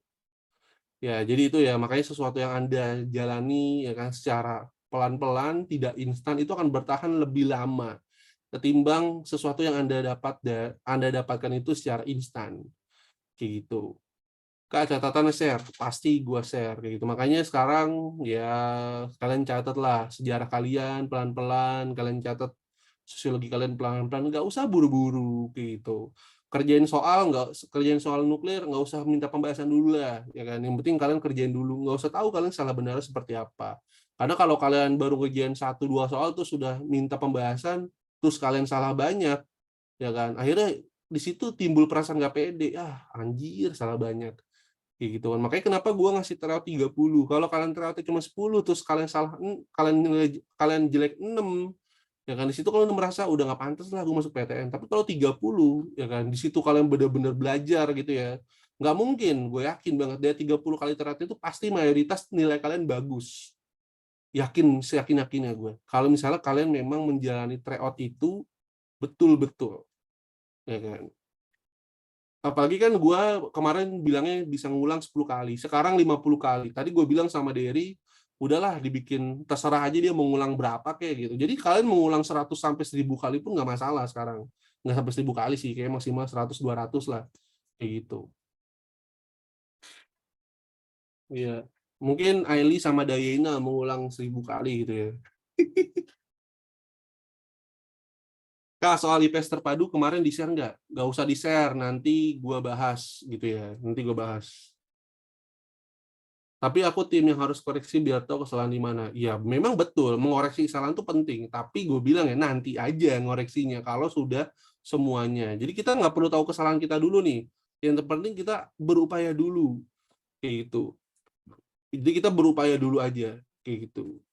Itu yang paling penting. Ketimbang misalnya, ya yang tadi ya, kita langsung terdistraksi. Kayak gitu. Ya kan? Tapi pasti gue kasih, kan udah ada beberapa yang udah ngerjain semua nih, yang ngerjain sampai semua paket ya, pembahasan sosiologi itu udah gue kasih pembahasannya.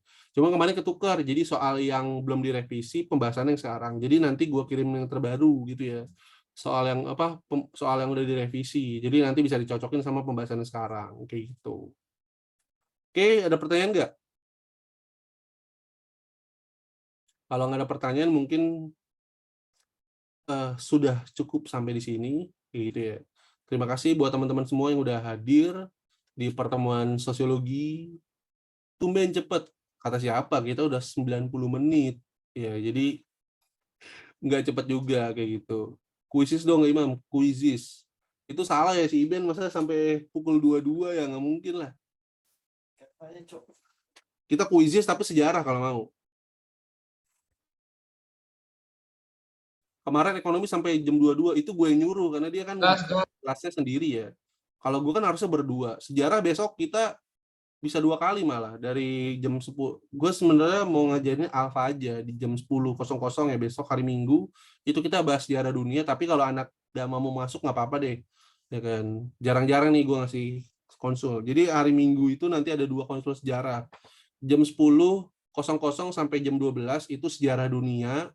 Nanti jam 19.00 sampai 21 itu sejarah Indonesia. Jadi ada 2 sejarah di hari Minggu gitu ya. Oke, sekarang kita belajar, kita ngerjain soal sejarah aja ya, kayak gitu. Ayo gas. Gas, Nafis. Coba ya kita lihat dulu, ada nggak sih Gas sebenarnya? terus kalau sejarah. Tuh ya, nggak ada ya, gitu. Oh, ada nih simak UI sosiologi ya, coba kita kerjain. Gas. Ya, udah ketahuan jawabannya. Oke. Oke, siapin amunisi ya. Kita soal simak, ya kan. Kita lihat dulu nih, unlimited, namanya isi sendiri. Coba sekarang nggak usah ngisi nama sendiri, tapi isi nama jurusan yang kalian mau. Tapi serius ya. Misalnya contoh, ya kan, Firda, hukum UI, gitu boleh gitu atau. Oh, tapi jangan ngisi yang aneh-aneh gitu. Ntar ada yang ngisi Semar Badranaya, itu nama setan gitu ya. Jangan. Nggak, ya kan gue bilang jangan sebut nama, jurusan aja, jurusan yang kalian mau. Ayo. Ya, saya share di kolom komentar. Waduh. Udah ya tuh, gua share ya. Masa anak belajar sosiologi pengen masuk F? Gimana ceritanya ini? Sastra nuklir. Saya keluarin, ini bohong. Nggak ada sastra nuklir ya. Yang benar, yang benar. Oke, administrasi niaga UI. Terserah ya dia Alvita seperti yang mau pakai nama asli.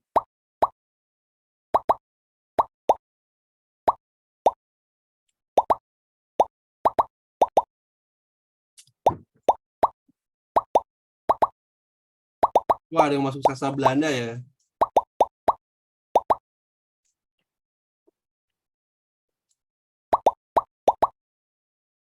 Tolong teman-teman kalau nanti ada yang masuk kampus ya, patungan beli C1000 buat gue nih. 1 karton. Ini minuman yang 2 kardus. Benar-benar candu ya. Bikin candu ya. Dan Bibel mana sih bikin candu? Dia belajar di Bimbel ungu ya. Bimbel taro. Merasa tercandu-candu. Bimbel taro.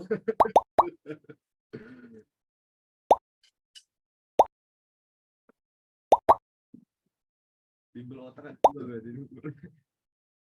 Bimbel otak ada dua. Bimbel otak ada dua, ada bimbel otak merah sama otak duit. Sama-sama otak duit sih itu. Otak duit merah sama otak duit biru. Yuk, semua orang rapat. Mau mulai ya, 1, 2, 3.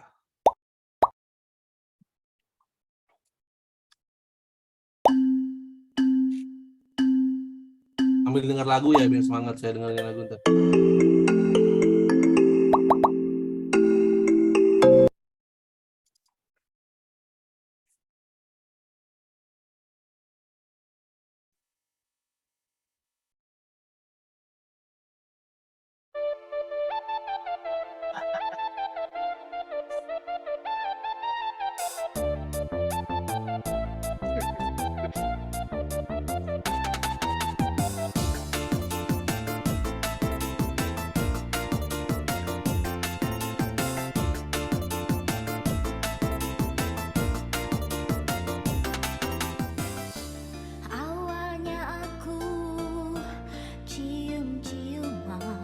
Itu bukan playlist dakwah lah, itu dia yang nyanyi saat.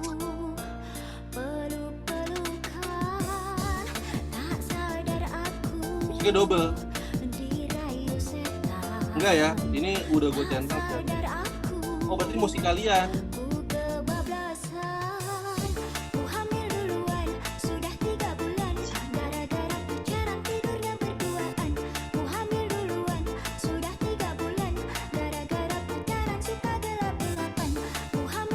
Lagunya ganti sih ya, sosialisasi yang buruk nih lagu ini. Ia bertugas merancang program pemberdayaan dan mengurus penjualan dari bayar. Waduh, ini bisa nonton film apa tuh, film setan terbaru.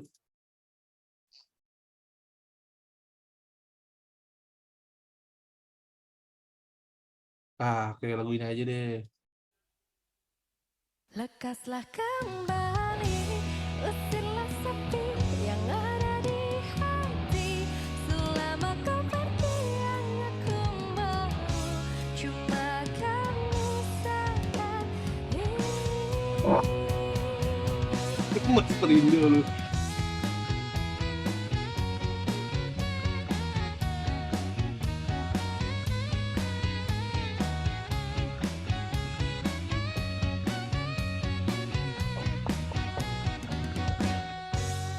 Harian, kapan kamu pulang?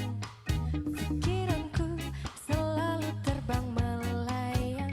Tak pernah ada kabar darimu. Walau ku tahu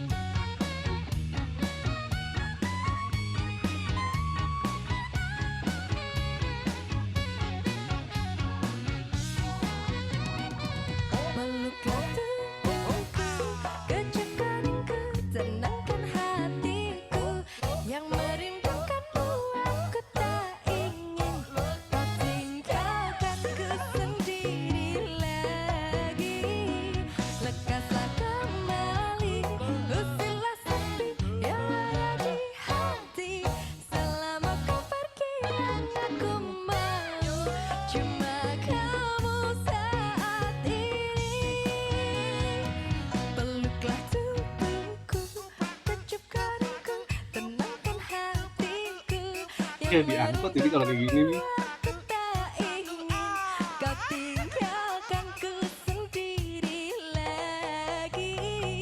Lekatlah kembali, usirlah sepi yang ada di hati. Selama kau pergi, yang aku mau cuma kamu saat ini.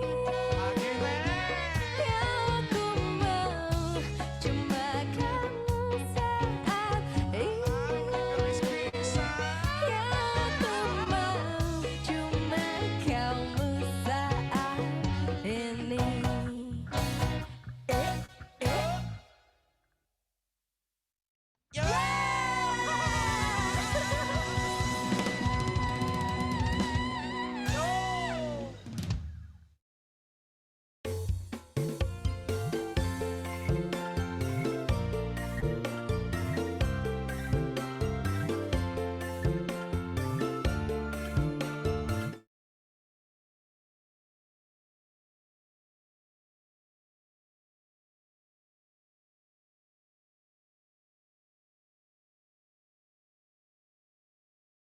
Oke, sampai 21.05 ya, 21:05.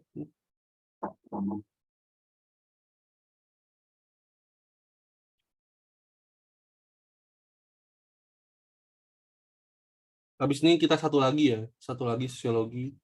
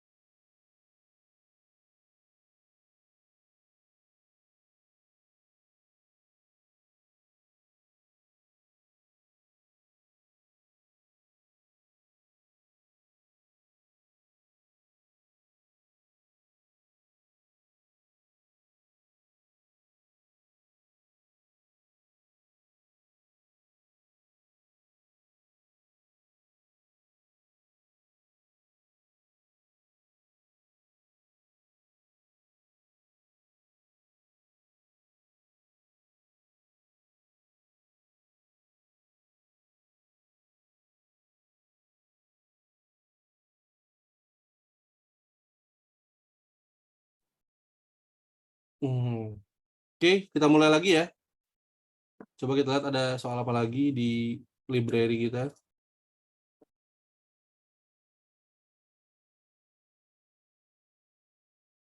Sosialisasi ada nih.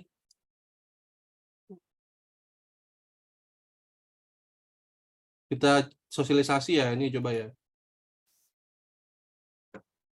Ya, sekarang namanya kita ganti nama hewan kayaknya ya. Kelamaan nanti 21:05. Jadi kalau kita soal 15, paling nggak kita harus jawab 10 menit gitu. Jadi harusnya satu-satu, nggak apa-apa. Ini yang sekarang janji ya, 21:15 deh pokoknya. Iya, yang tadi memang susah karena soal SIMAK UI. Oke, sekarang 21:15 ya selesainya. Oke. Salah 7, salah 6 nggak apa-apa, yang penting ada benernya. Mau bener satu pun nggak masalah, cuy. Nanti gua kasih ini lagi ya, biar kalian bisa ngulang. Nanti gua kasih linknya. Jadi nanti soal SIMAK sosiologi yang tadi kalian bisa ngulang lagi. Yang penting progres, pokoknya betul banget. Enggak, sekarang nama-nama buah-buahan ya.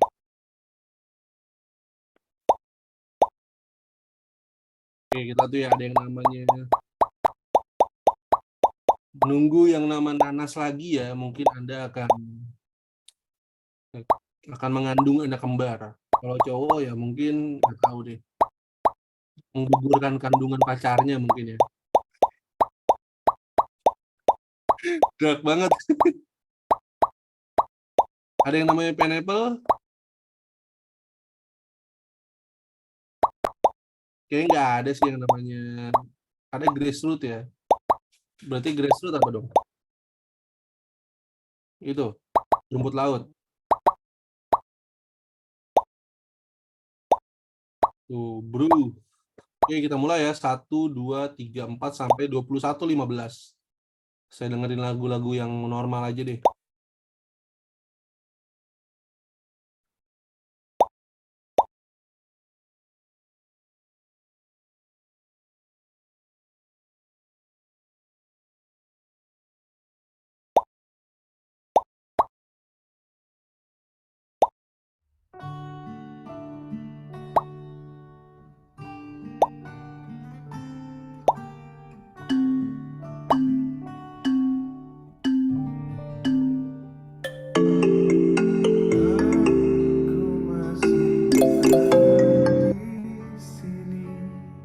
Masih dengan perasaanku yang dahulu, tak berubah dan tak pernah berbeda. Aku masih yakin nanti milikmu. Aku masih di tempat ini, masih dengan setia menunggu kabarmu, masih ingin mendengar suaramu. Cinta membuatku kuat begini.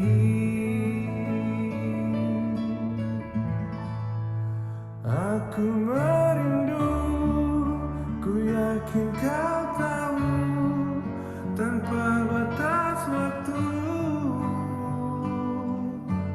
Ku terpaku, aku meminta, walau tanpa kata, cinta berupaya. Engkau jauh di mata, tapi dekat di doa. Aku merindukanmu.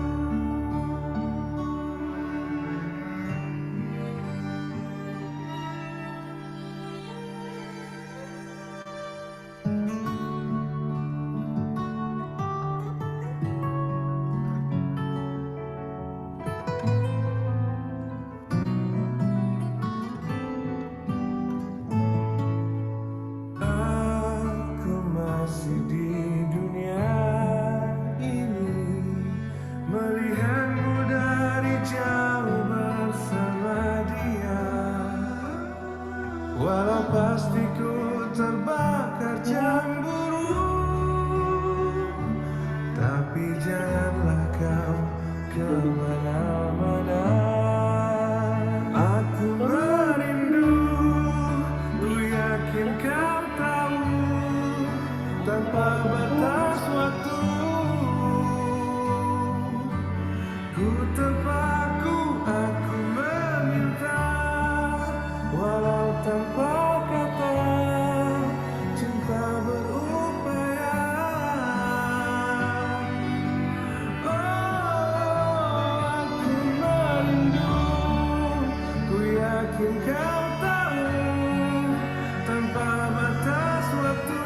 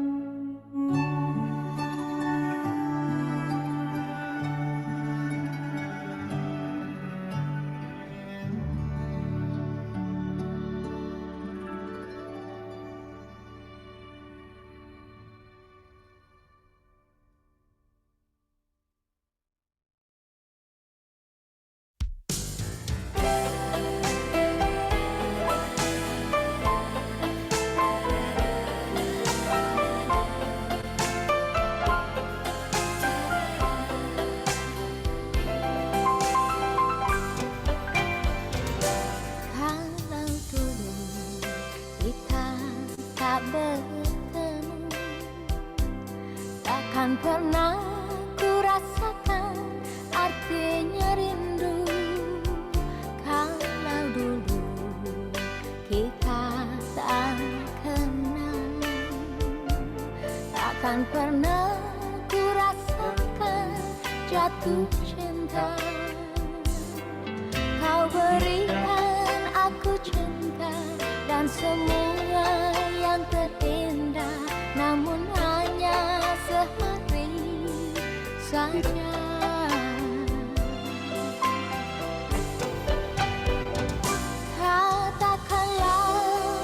Katakan sejujurnya, apa mungkin kita bersatu? Kalau tak mungkin lagi hujan menyejukkan hati kita, untuk apa kau dan aku bersatu? Kalau tak mungkin lagi kita bercerita tentang cinta, biarlah ku pergi jauh. Kalau memang hatimu tak sayang, mengapa dulu kau kirim surat padaku? Sampul biru tertulis namaku, serasa terbang seluruh jiwa ragaku. Namun apa yang terjadi? Kau hancurkan semua mimpi yang menyakitkan hati ini.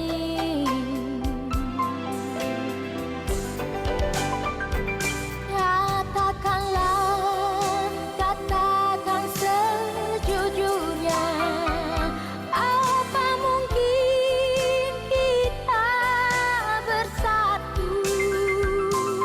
Kalau tak mungkin lagi hujan menyejukkan hati kita,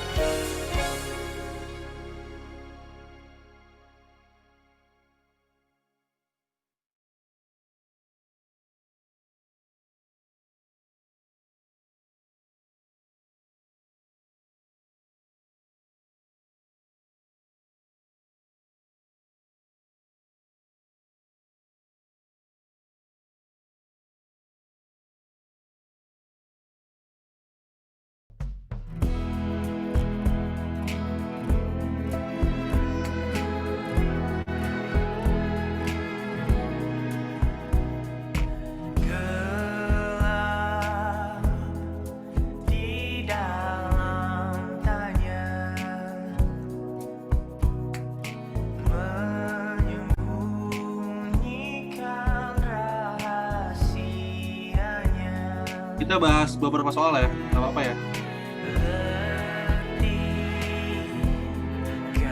Masih aman kan energinya?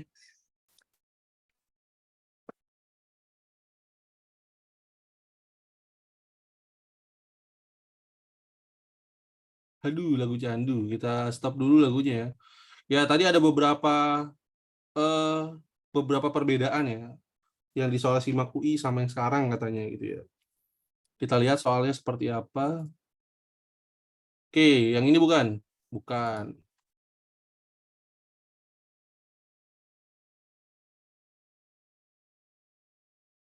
Bentar.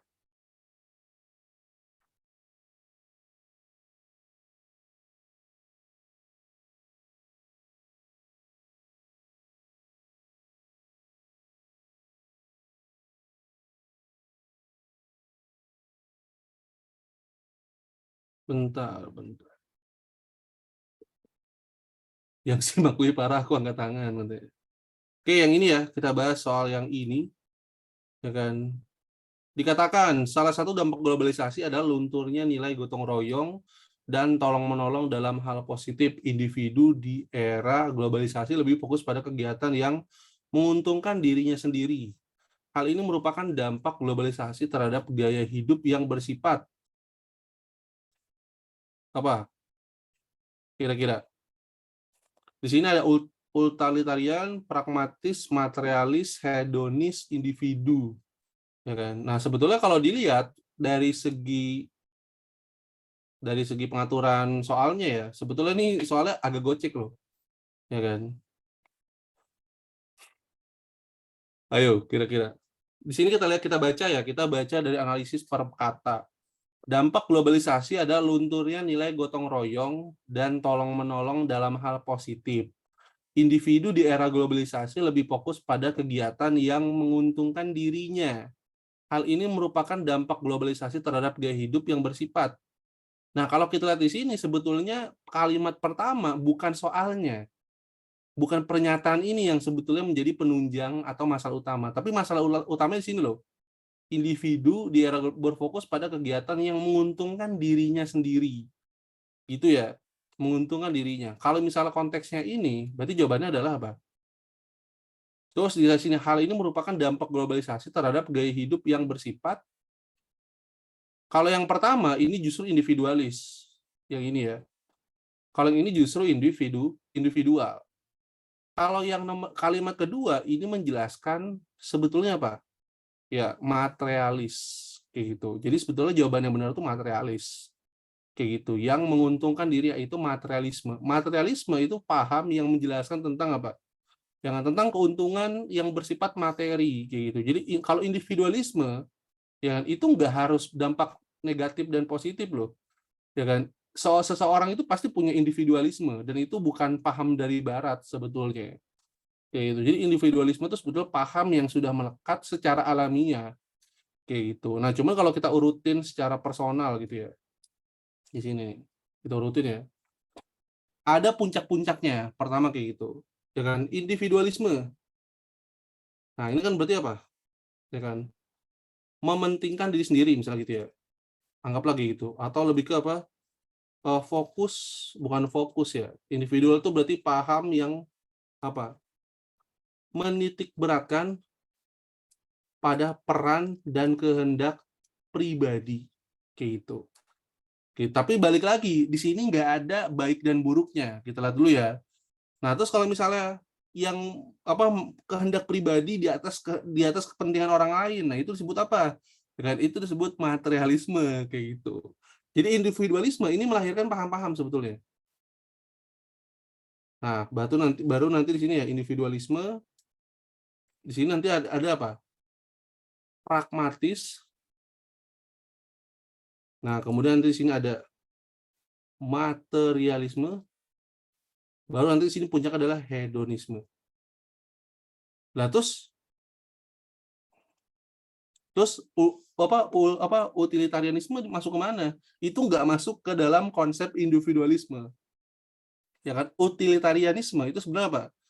Kayak apa paham yang menjelaskan tentang sesuatu yang berguna aja buat gue. Utilitas, dari kata utilitas kayak gitu ya. Ya, tapi itu masuk sih ya sebetulnya ya, masuk.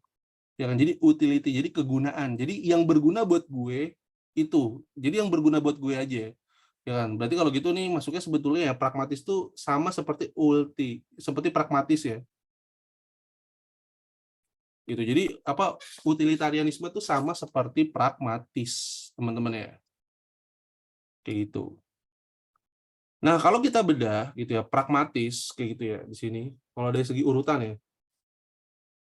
Dari segi urutan nih. Nah, kalau misalnya kita jeda di sini pragmatis.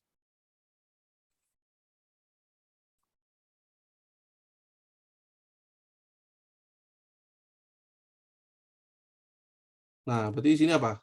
Menitik beratkan pada pilihan yang realistis, menguntungkan. Ya kan? Jadi apa? Dalam suatu posisi kadang kita bisa bersifat pragmatis atau idealis kayak gitu ya. Kan kadang ada yang bilang kayak gitu ya. Sorry. Kelihatan nggak sekarang? Nih, gitu ya. Jadi individualisme ini menitik beratkan pada peran kehendak pribadi.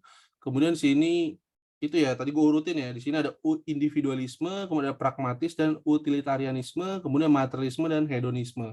Nah, hedonisme ini yang paling buruk gitu ya. Hedonisme itu pemborosan. Nah, hedonisme ini kalau misalnya dalam bahasa Indonesia kita sebut flexing gitu ya. Flexing. Nah, ini flexing yang kemarin di akronim Indra Kens gitu ya. Kemudian sini ada apa? Materialisme, ya kan? Kalau materialisme sebenarnya ini umum-umum aja gitu ya. Ya kan? Pada keuntungan yang terukur atau sepadan kayak gitu. Jadi contoh gini lah. Ya kan? Misalnya apa? Anda seorang desain grafis. Ya kan? Anda mau dibayar kalau Anda mau dibayar 3 juta per satu proyek, itu materialisme, itu nggak buruk kayak gitu. Jadi intinya apa? Keuntungan yang sepadan kayak gitu. Ya kan? Jadi ini menitik beratkan pada keuntungan. Kalau ini tadi apa?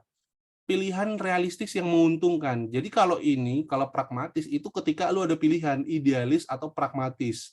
Idealis itu bisa menguntungkan, bisa enggak. Tapi yang penting apa?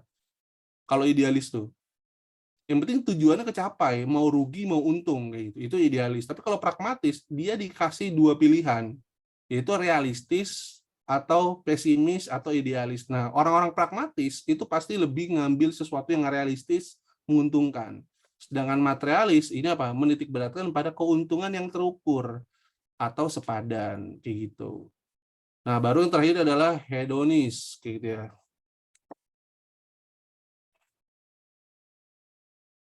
Nah, ini lebih paham nih, ini gabungan dari semuanya ya. Jadi apa? Menitik beratkan pada sikap individu yang mementingkan kepentingan pribadi di atas kepentingan umum untuk mencapai kepuasan material, ya kan, yang berlebihan. Ini disebut flexing gitu ya. Jadi menitik beratkan pada sikap individu yang mementingkan kepentingan pribadi di atas kepentingan umum untuk mencapai apa?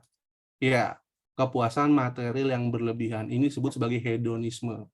Gitu. Jadi kalau ada yang dipanggil hedon sebetulnya itu disamain sama Louis ke-16. Ya kan, disamain sama Raja Louis berarti ya, Raja Louis dari Prancis kayak gitu. Nah, masalahnya teman-teman ya, konsep hedonisme itu nggak bisa diukur kayak gitu, nggak bisa diukur. Contoh di sini anak Jaksel sekali open table 8 juta.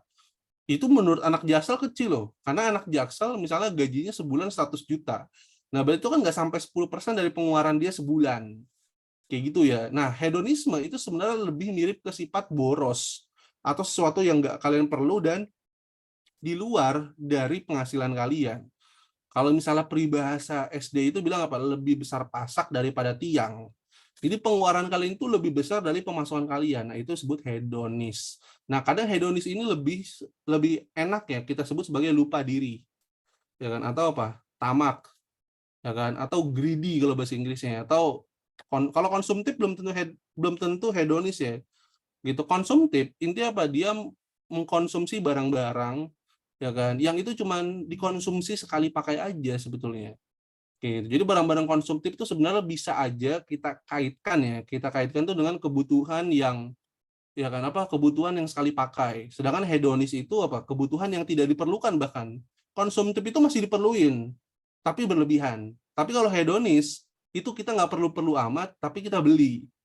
Kayak gitu. Makanya sifatnya itu ya ini ya kan kepuasan yang berlebihan kayak gitu. Udah 11 nggak usah beli apa-apa. Nggak usah beli apa-apa.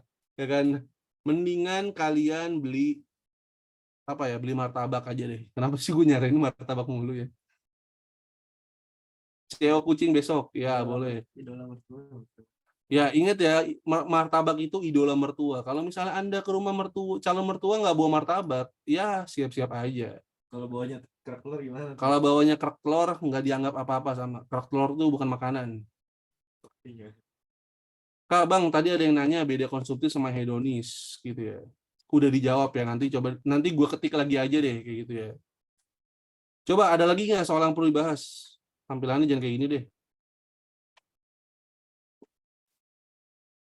Coba. Yang mana? Nomor berapa?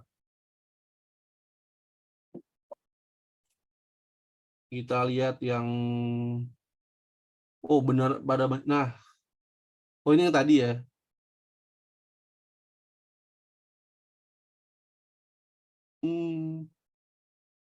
Nomor 10. Jika dilakukan eksperimen sosial kepada generasi muda yang berada di kota untuk merasakan kehidupan sehari-hari di desa, maka mereka merasakan apa? Ini. Full culture shock. Gitu ya. Betul sih sebenarnya culture shock. Sebenarnya ada dua, ada culture lag sama culture shock. Gitu ya. Culture lag itu sebetulnya apa? Lebih ke nggak menerima loh, lebih ke nggak menerima budaya. Jadi dia lag kayak nggak kayak patah gitu ya, kayak menolak gitu. Ini kita bedain ya culture lag dan culture shock.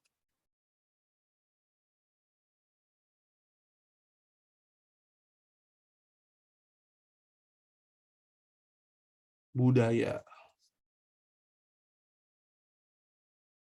Ya ini ya. Jadi ada culture lag, ada culture shock. Di sini apa? Culture shock dulu deh. Shock, ya. Kondisi ya. Ketika menerima, mengetahui ya. Budaya luar dari budaya asal. Kayak gitu. Ya kan, itu culture shock. Nah, sedangkan kalau culture lag, kondisi ketika mengetahui perbedaan budaya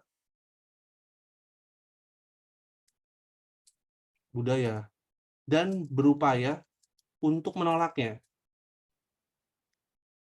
karena dianggap bertentangan. Itu disebut lag kayak gitu ya. Nah, tapi kalau culture shock itu kayak hal yang wajar gitu dan umumnya orang akan beradaptasi. Tapi kalau culture lag, mereka itu kondisinya itu nggak mau menerima budaya luar gitu. Bahkan ketika misalnya contoh nih orang-orang yang culture shock itu berusaha beradaptasi, ya kan. Tapi kalau pendatang dia culture lag itu bahaya, ya kan. Dia ngerasa kayak nggak mau gitu. Akhirnya ujung-ujungnya dia menutup diri kalau orang-orang yang mengalami culture lag gitu. Jadi dia nggak mau nerima banget. Kayak contoh misalnya gini lah.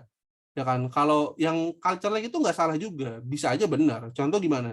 Ketika Anda biasa pakai kerudung, ya kan, Anda biasa hidup tertutup, terus Anda ke Bali, ya kan, di pantai kan pasti orang pakainya bikini, ya kan, G-string. Apakah Anda yang biasa pakai kerudung dan pakaian tertutup akan G-string dan bikini juga? Enggak. Anda akan mengalami culture lag di situ, penolakan terhadap budaya. Ya kan, Anda akan menjalani apa yang Anda yakini aja. Tapi kalau culture shock, Anda cuma kaget dan Anda akhirnya berusaha untuk beradaptasi kayak gitu. Gitu ya. Jadi itulah perbedaan culture lag dan culture shock. Nanti gua kirim. Orang ya gitu ya. Oke, terima kasih ya. Kayaknya udah kita akhiri dulu biar kalian istirahat juga. Itu silahkan nanti dibaca catatan, ditambahin ke catatan, nanti gua kirim soal sosiologi ya. Boleh nanti kita bahas tiap minggu ya. Jadi minggu depan kita bahas soal per bab, satu bab sama kita ngerjain soal sosiologi SIMAK UI gitu. Ya, jadi diam-diam kita menghanyutkan gitu ya. Diam-diam kita udah siap, lebih siap dari teman-teman kita yang sekarang cuman mengandalkan UTBK. Oh, sorry, bukan UTBK, SNBT. Itu. Kak, soal utul dong, boleh. Jadi kita besok soal SIMAK dulu, baru minggu depannya soal utul. Gitu ya. Oke, terima kasih buat teman-teman semua. Assalamualaikum warahmatullahi wabarakatuh. Salam sejahtera untuk kita semua. Om Swastiastu, Namo Buddhaya, Sang Hyang Widi. Om Santi Santi Om Rahayu. Salam budaya, salam kebajikan. Selamat malam.